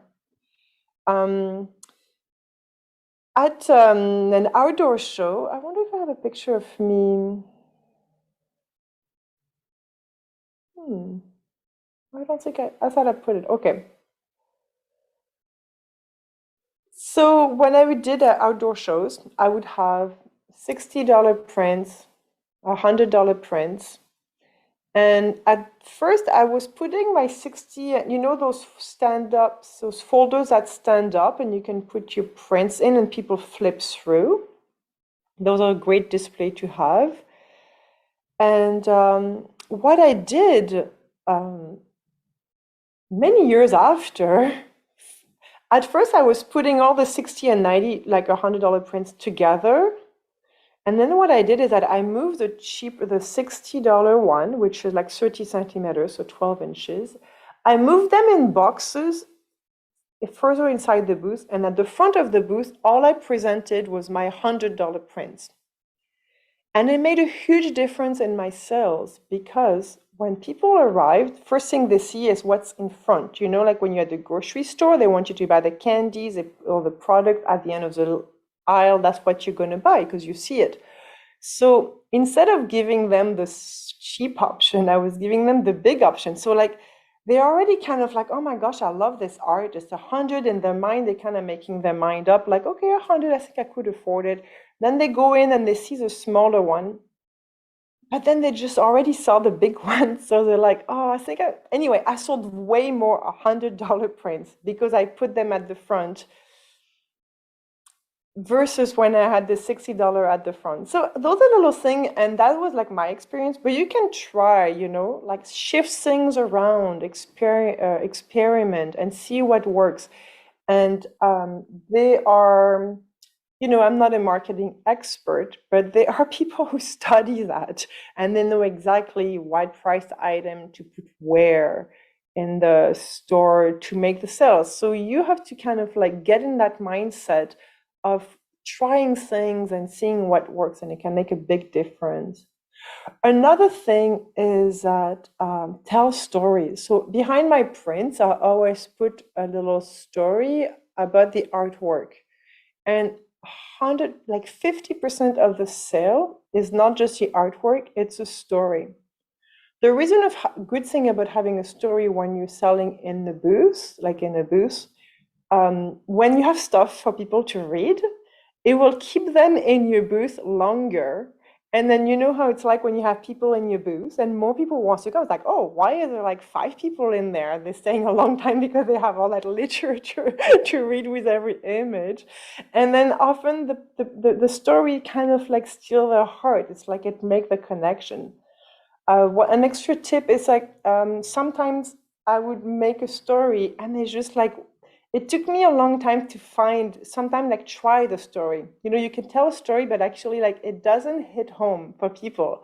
So you try different stories and you can test the stories this is why it's good to not just sell online, but also to sell and go, if you start your art, go to market, go to shows where you're going to meet people, because that's when you like test, you know, your material, your content, when you learn what people really like, you know, you feel like, oh my gosh, like that story, it really, they love that. That was a good story to tell. And we have many stories, and some of them are like too personal and maybe they can't relate to. So it's also finding the right story. I find making it universal, like when I would do a story and it would be like, oh, this is my friend Beth when she was pregnant on the beach. Like people are like, I don't care about your freaking friend that was pregnant. You know, that didn't work. But if you tell a story like our journey, I say like, I see life as you know, cycle returning, and then like then it takes people into a place that they can relate. About the story, I'm going to take you to this slide. This is a store, actually, like this restaurant there. They've carried my work for a long time. You can see how I have the little story under the frame of the artwork. For years, every time I would go in that place, I'd be like, I gave you the story. You need to put the story beside the frame. Like I've told them for so many, like they used to sell a lot, they had the story. And then for some reason, they stopped putting the story out. I don't know what was wrong with them. For 2 years, they didn't put the story out. They did not sell frames. And then this autumn, they put this thing out. I went and they've sold like more than half of all the frame I've gave them. And they're just like, I told you so. But this is an example for you to tell you what difference it makes. First of all, if you don't have the story beside, maybe they don't even know it's for sale. Maybe they think it's just art that is decorating the wall. So things like that not everybody think about, but it makes a big difference. And so here we go. I'm just telling you about when you sell when you do post on Facebook, on Instagram, when you share a newsletter, same thing, use stories. You know, I see artists and they put a post and they're like 12 by 12 inches. Like it's like the prescription bottle. You know, the post is just so, okay, the art is beautiful, but like, where do you enchant me, you know? And then tell them it's for sale, because like you enchant them and then after it's like, okay, bye-bye. You can just put a little line like PM me for more info, or this is how much it is. I actually know an artist, it sounds like it's working for him, because every time he does a post, he tells a story, and then after he goes in capital letter, buy now, like with a link where they can go and buy the art. I'm not up for that yet, but I'm just saying, you know what? He's right. He's telling, you know, people like it, like buy now, I can buy it. They click on it. Things to consider. And then also ask for testimonials, ask for pictures. And I put them in those newsletters. I put them on my social media. It's called like social indicator or social confirmation. You know, when a lot of people like something, then people think like, ooh, that's good. And it looks great. So here are just like pictures. Another thing too, when you do a show, let's say you do a show at a clinic or a restaurant, they might be up for having a little event, meet the artist. And it doesn't have to be like a wine and cheese event, but it could be meet the artist event.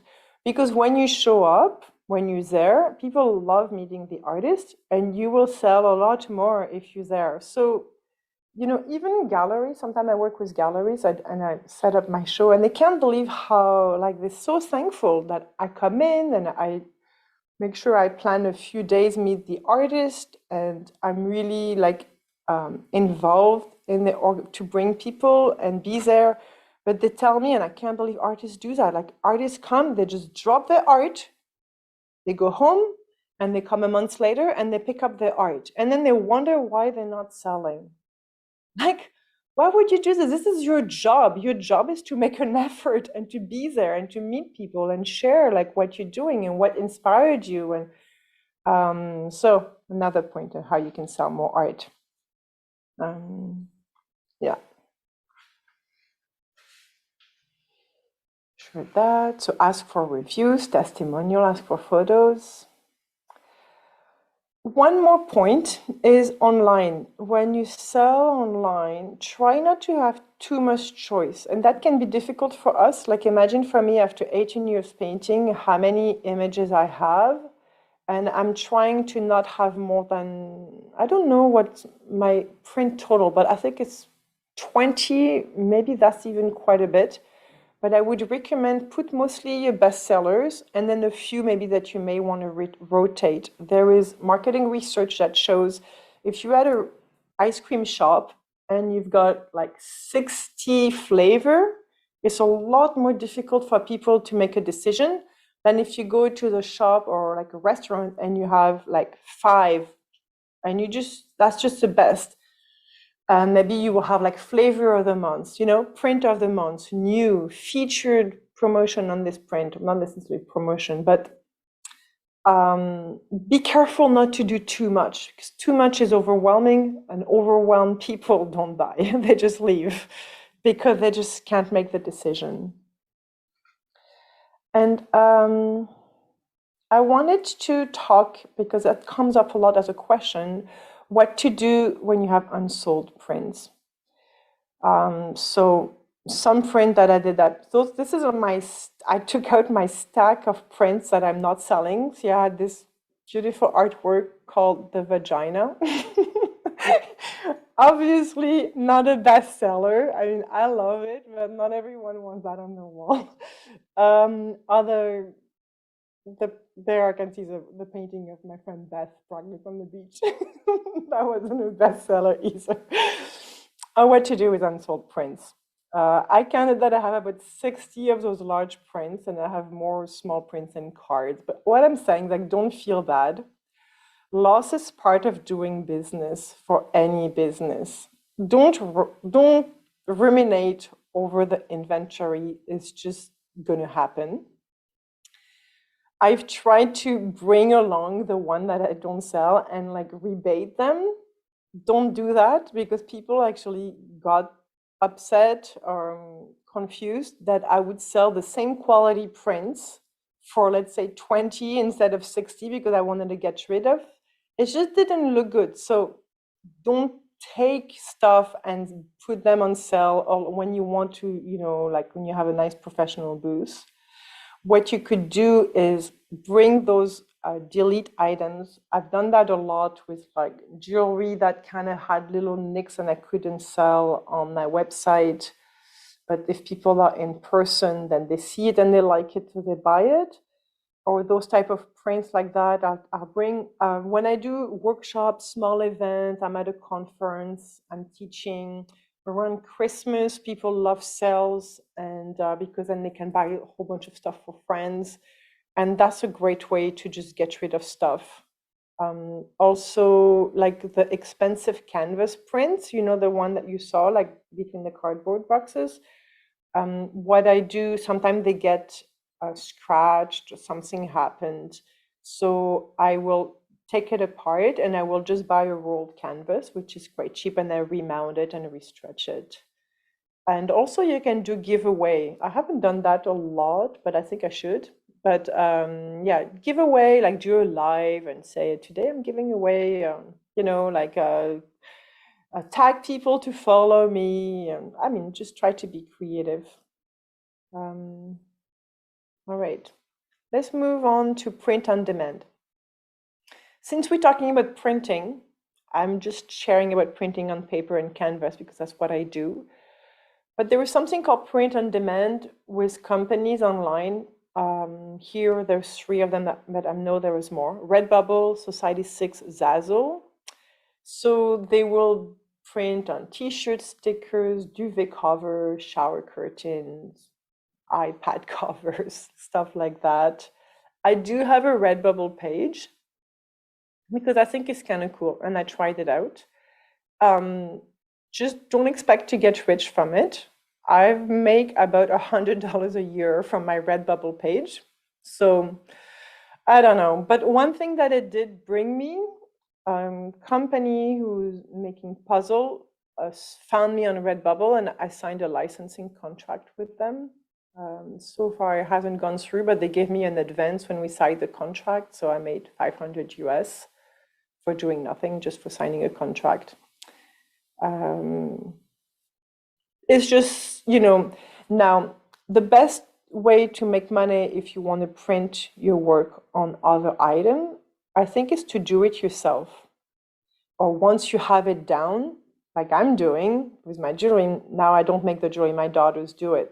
So once you have the system down, then maybe you can get someone to produce. But there is also something called sublimation printing, and Epson sells sublimation printers. And apparently you can make, like you can put your stuff on anything you can imagine. So maybe there is like an item that would look really good with your work, you know? And you could just produce this nice, it could look good, you know, for you to have, depending on your clientele, and something to consider.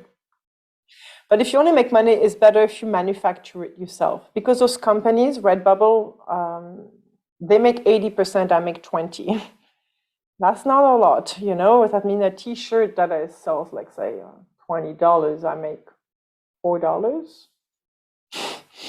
That's how I make $100 a year. And plus, they don't share the name and the email and contact of people who bought my stuff, and I don't like that.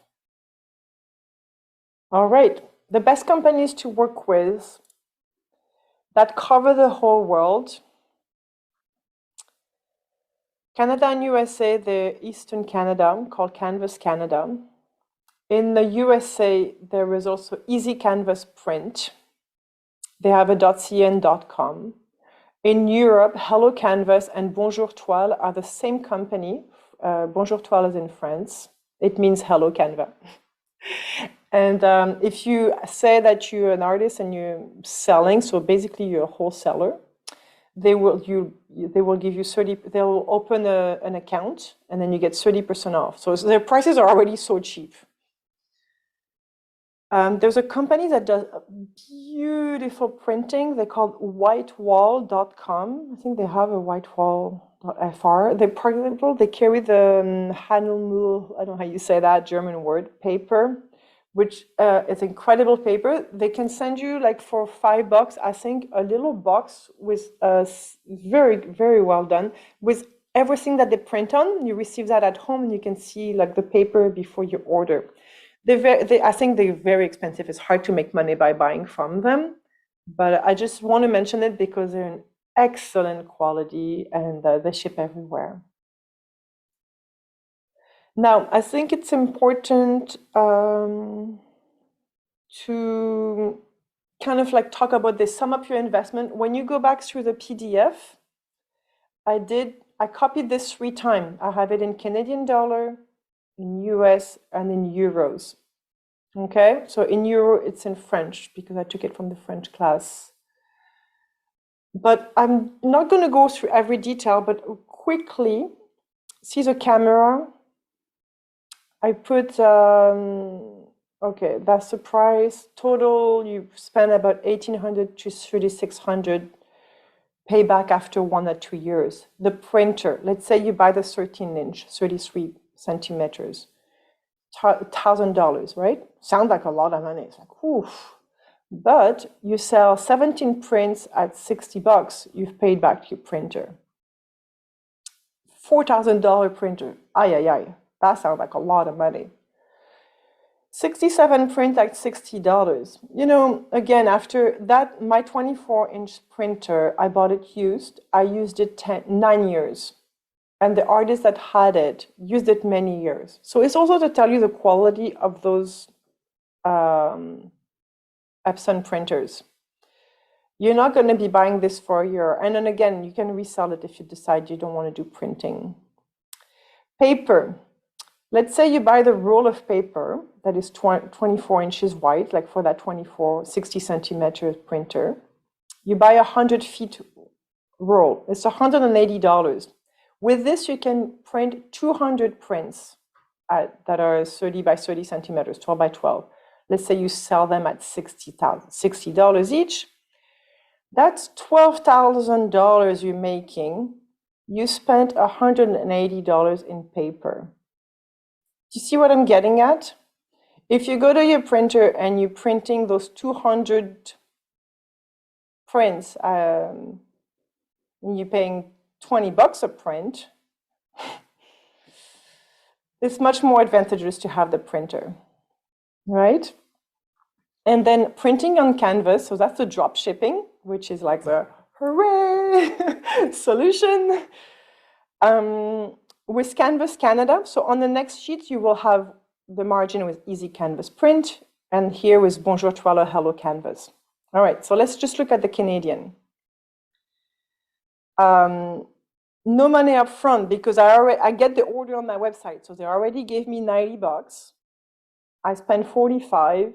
My margin is $45. I spent 10 minutes.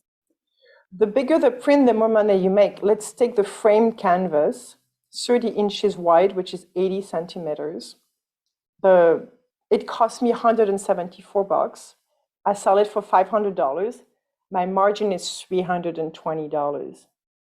Like, you can see why this is great. The other thing about those 4 companies, I chose them because they also frame the canvas and with the same black floating frames. So that also took like extra research, right?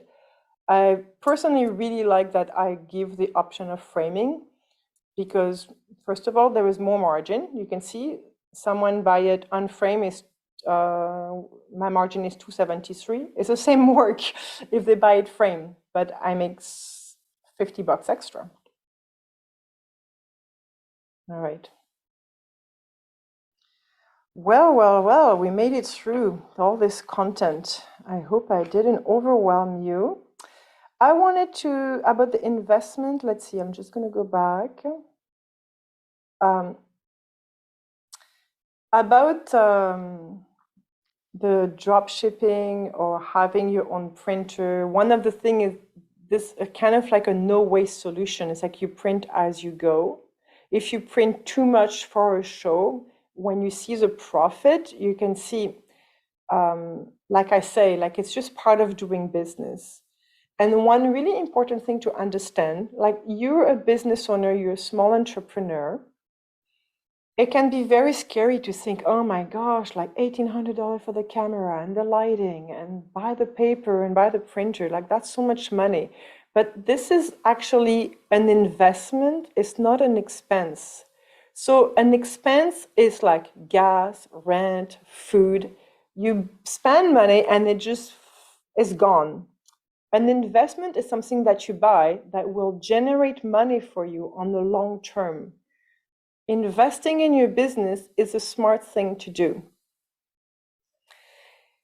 I wanted to just give you just quickly the difference of price if you go to your local printer versus investing in a printer. If you go to local printer or like the company White Wall for an archival print or giclée for 8 by 10, so the small size prints, the A4 format, it's between $15 and $50.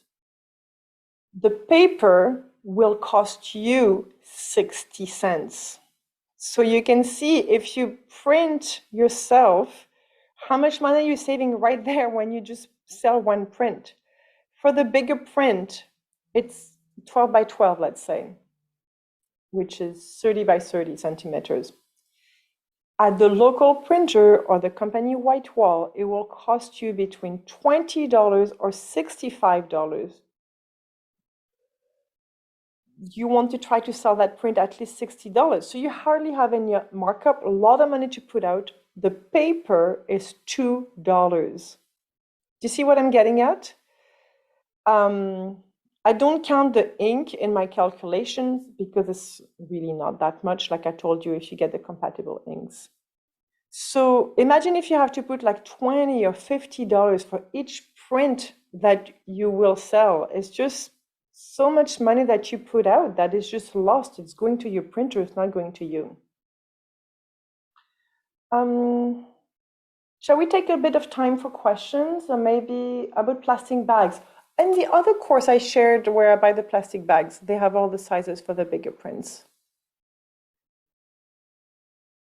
Okay, this is going to be quick, and we're right on time. I was hoping it would take 2 hours, so that's good.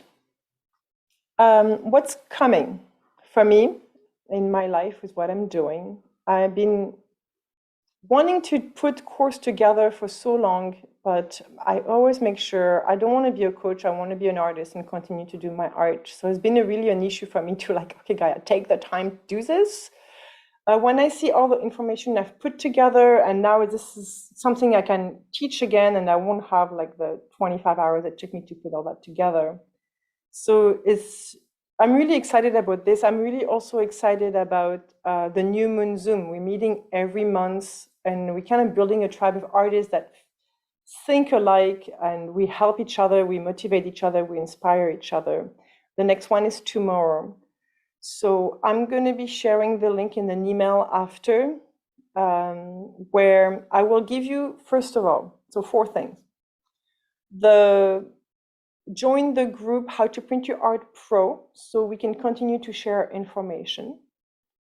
Come to the New Moon Zoom. The next one is tomorrow. Tomorrow, the theme, that we have a theme different every month. The theme is like what it means to fail or to mess up. It's something that we deal with a lot as artists. Course offering are coming next year. This is kind of my outline. I want to do, maybe I have 4 ideas for 2-hour courses like I did today. So how to print your art, how to do a website, like I told you, how to price your art, and how to organize a successful solo shows. Those are things that I don't really see that exist out there, and I have lots of experience with. So I just want to do those 4 courses that people can just take, just like we did this time. Just pay me for 1 course, and that's it. But then I also have this whole course that I've already done with 8 artists in 2020 that I've repackaged in small little bites, much easier than what 4 people, I just overwhelmed them in 2020. So it would be 6 weeks, which basically is all the foundational information that will take you from being an emerging artist to a professional artist. An emerging artist doesn't know what he's doing, everything he does doesn't look professional. A professional artist looks professional, can ask for professional prices and make money like a professional. And eventually I'll be doing a Thrive, which will be like advanced courses. Like we just, I've learned so much about how like each of us can make money differently depending on our skills and experiences. Someone may have been in education their whole life. Someone may have been in corporate their whole life. Someone may, so all of that, then you can kind of like see all the pieces, and it'll be a course that is a little bit more like tailored to like, what are you good at? How can we make a lot of money with your skill and experiences and make your offers really unique? So right now, like I don't have all that out, and I want to do it step by step because I have a solo show coming in Paris and I have lots of work to do with that, and I want this to be my focus. But what I want to do next year is try to get my stand course, like the 2 hours out. So maybe in January, I might do the how to price your art. And I'm looking for 2 groups, one French and one English, to do those 4-6 weeks. If you're interested, please contact me, and then I will give you more information. I don't want to like overwhelm you. We don't have to talk about this now.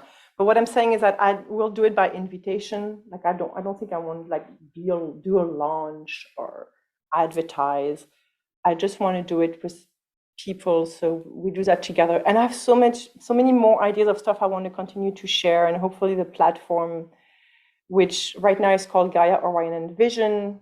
I think I really like the word thrive with Gaia, and then the sequence, the new moon zoom, we kind of like together, and then stand and shine and thrive. It's kind of take you through a little journey there. And I hope all of you know that I've been doing weekly for 6 months now, weekly videos where I share tips and stories about my art career.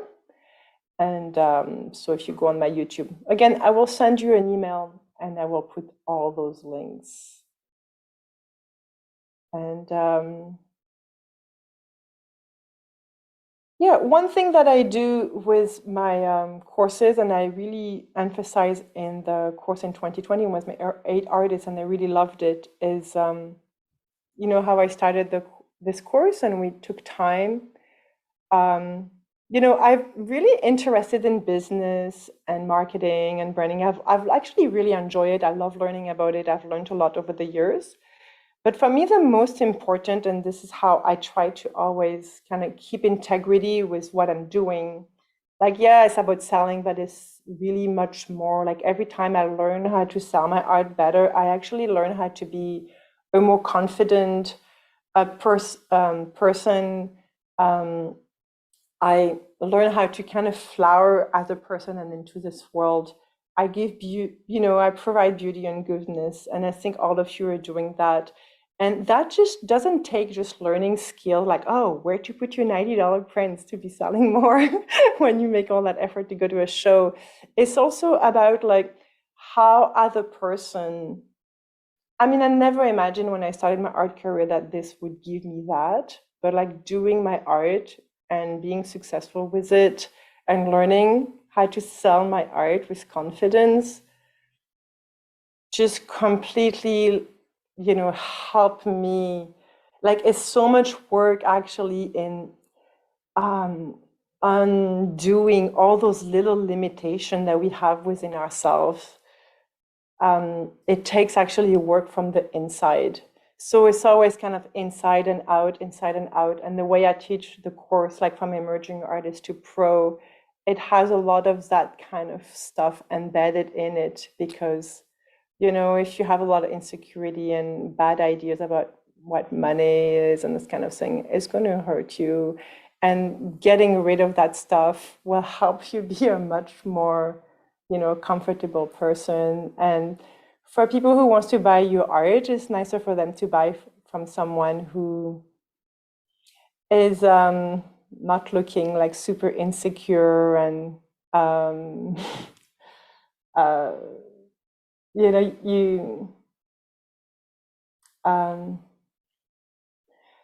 yeah, life is more like flowing and it's a lot more ease. And when you kind of like let go of all those little contracted pieces within ourselves. I don't know if I make myself clear, but that's really what I love sharing, because it's like what I've learned from myself and what made me like such a better person. And I'm so thankful for my art career for that. What if turned me into, you know, like what kind of person I became, because I developed the courage. It takes a lot of courage to put ourselves in the world. It's very vulnerable, and but it's so worth it. So I want to take you on that journey. If you're up for it, I want to do it with you. And I love sharing what I've learned, because, you know, why would it serve just me if I can serve you? And then we can be more artists. You saw the tagline of my Thrive with Gaia. It's like artists to connect, to thrive, and to change the world. I love the New Moon Zoom because I love like meeting you. I love connecting. When we meet each other, we learn from each other. Like I can't pretend to know everything. It's really nice to have other artists, and I already see the value of that for the past 6 months. Even those group printing your art, I don't know if you've been in the group, but there's always really good stuff that I didn't know, and I'm really glad to learn. So that's kind of how I envision. I don't want to create a course. It's like, oh, you guys take that alone and bye-bye when you're done. It's like, and then I have like bigger vision of this Thrive with Gaia to create some B2B, business to business, so that when we kind of have our foundation strong, like I have like a nice group of artists who've done, are professional, are good, are confident, and let's create offers for people who have money, like corporation, organization, townships. And this is how I envision what I'm starting here. And yeah, join me. Let's be part of this, make it fun, make it big, and bring some beautiful stuff in the world. Do you have any question? I'm doing the French class in 20 minutes, so let's try to make it. Yes. Me again. Yeah, I mean, I have lots of questions, but I can connect with you at another time. But I was thinking, I mean, I love the idea of not doing the shipping yourself, but how do you then control your boxing experience? Because if you make all that stories and labels, and I'm sure when you ship it, you make sure. I mean, is there a way for this shipping company that you can also label your art and send them No. story? Right. Okay, yes, what I do to make it come in so that there's some personal, right? Mhm. I mean, I make like a $250 markup, right? That's a lot of money. So yeah, it took me 10 minutes online. But what I do is I always send a personal note. Right. Yeah. So a handwritten note, I thank them, and I add like a little sticker, I printed some Yeah. stickers Okay. of my Yeah. art. So it's like it make it like, yeah, you know what? Thank you so much. So I know my print is not signed, but they don't even care. They don't know it could be signed or numbered. They just, they love the art. They put it in their world. They're happy. But then I add this personal note. Yeah, great question, Miriam. Or you could print your label on a sticky or whatever and say this is what you can put at the back. True. Exactly. Yeah, very Yeah. good idea. Yeah. See, again, beautiful that we can be together and give each other ideas. Like I don't have all the answers. I've learned a lot, but let's continue to learn from each other. Kim. Miriam, you just made something pop in my brain here. I have seen this and actually purchased someone's, actually it was a canvas print, but on the back, it had like a certificate. And I've seen other artists have these like certificates, the original from or whatever, and it's on it. It's like, so what's your view on that real quickly? I thought a million times, oh, I should do the certificate. But I don't know, it's just one more thing to do. Like, geez, it's a lot of work to do all of that. And again, it's like, is this going to really make a difference in your sales?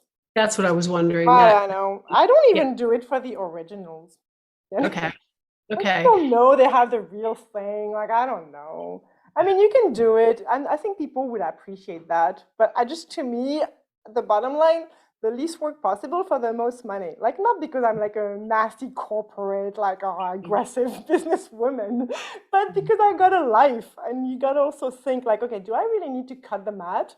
Oh, people don't see the difference. So do I really need to like handwrite and sign certificate and mail it to them?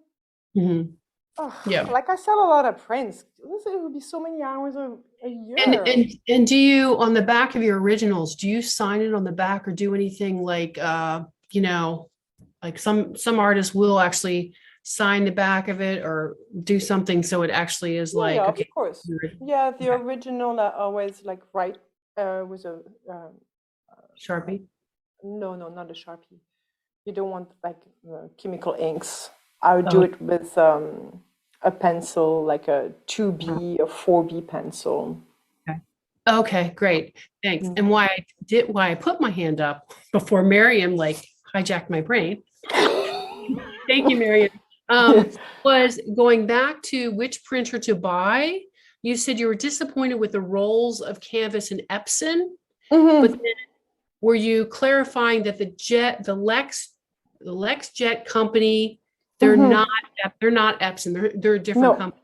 Yeah, but they work well with the Epson printer, and you can ask them. You can say, "Oh, I have this printer. Will that work well?" Yeah. Okay, it's a separate company. Okay, I was a little confused with my notes. Thank you. Thank you, Ruth. I love your context. The overview of several years ago, I took a whole long course. It was the evolution of consciousness through art, and that title just has stuck with me. That you know, through doing your art, your consciousness evolves, and it's a loop. So that sharing, Yeah. I would yeah. love to know who give that course. That'd be fascinating to take and to know who is doing that. If you Hmm. could share that in the group, like that's, why I want that group to exist, because each of us is a mine of great stuff that we come across. And, it's like, how many people would be interested in that? Well, I think all of us here would be. So Right. I really want to create this, like, rich resource for all of us and make I try to make everything accessible because I know what it's like to be super broke. And there is ways so that I can make money and you can make money and we can all be happy and I don't have to overcharge. I think I'm trying to make things accessible. That's what I'm trying to say. The New Moon Zoom is on donation.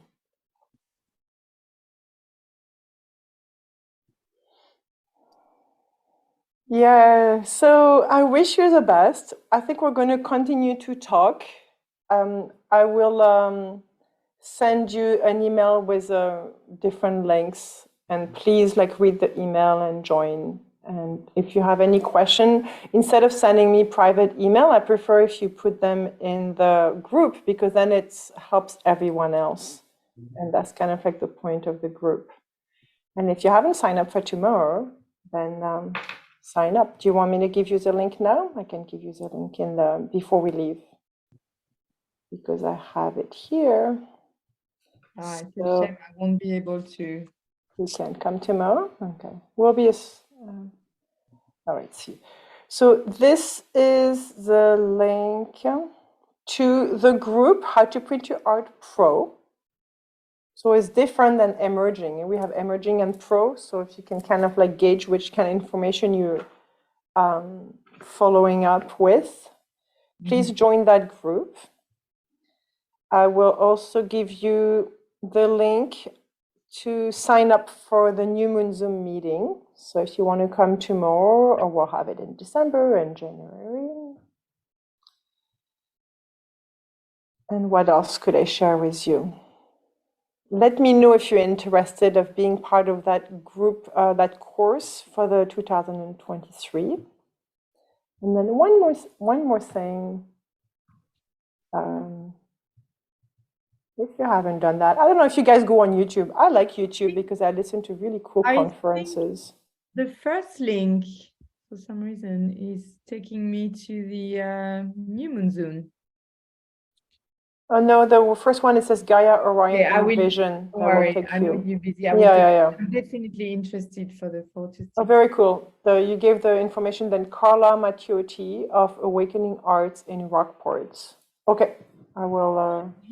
Maybe if you could post that in the course, that'd be cool. I don't know if she's teaching it anymore, but oh yeah, but it'd be a good reference to know. It's always nice to see what people are doing. I'll contact her. It's been a while. Oh, very cool. And then I don't know if you're on YouTube, but if you're on YouTube and you want to check out those videos and weekly and just subscribe, and then you can receive my little stories. And I have so many other ideas, but I can't do everything, launch everything in January. I'll do it step by step. But I have a whole idea of at least 30 themes of, I would call them secret stories and tips, which I would only share on people who are taking my courses. Where I have so many stories that would be really useful, but I just don't want to give all my secret for free on YouTube. But those are things like that I would like to give, create that platform and have artists be part of that. And also sometimes I have something really cool that happens where I learn something happened, and I just think if I had, if I have that platform of artists that are learning how to make a living from the art, then I could go on it and go I wouldn't go on Facebook and just say that, but for us, we become a group where we share the really cool, interesting, and useful stuff that we've learning along the way, and how I would turn a no into a sale, things like that. Some of those things happen, And it's like, oh my gosh, I said that and like it worked. I just made $2,000. If I didn't even say that, he would just say no, goodbye, and I never hear from him. So when that happens, like I want to tell people, like, do this, guys. It worked. And I want you to tell me when you find stuff. So that's kind of like the tribe that I imagine building. So again, it's not like just a course or here's all the information, I know it all, and then buy it, go on your own. It's like, hey, let's help each other and build this tribe and be a lot of, and the more we are, the more for us, the more information we're sharing and resources we create. I had some experience when I was in Peru and studying, and which really touched my heart, was we can go up the mountain together, and I might get to the top of the mountain first, but that's not the point of it. I share with you how I got up to the top of the mountain, so that the next time we go up, you know, we share again in that experience. Thank you. Very good. And that's what also, like being an artist, I've learned over the years, that we're really not in competition with each other. Because we all do something different, and you know, someone will love your art more than they want my art, and they should get your art. And so that's kind of like the beauty of what we're doing, that we can share with each other without, you know, impeding all the contrary. I think we can just help each other go up that mountain. I love that metaphor. Yeah, it's lovely. I have to say thank you, and I have 10 minutes before the next course, so it's really 5 because they're going to start to come in. Thank you for being here, and stay in touch, continue to share, continue to bring beauty with your art into the world. Thank you. Fabulous. Fabulous. Beautiful people. Thank you. Lots of love.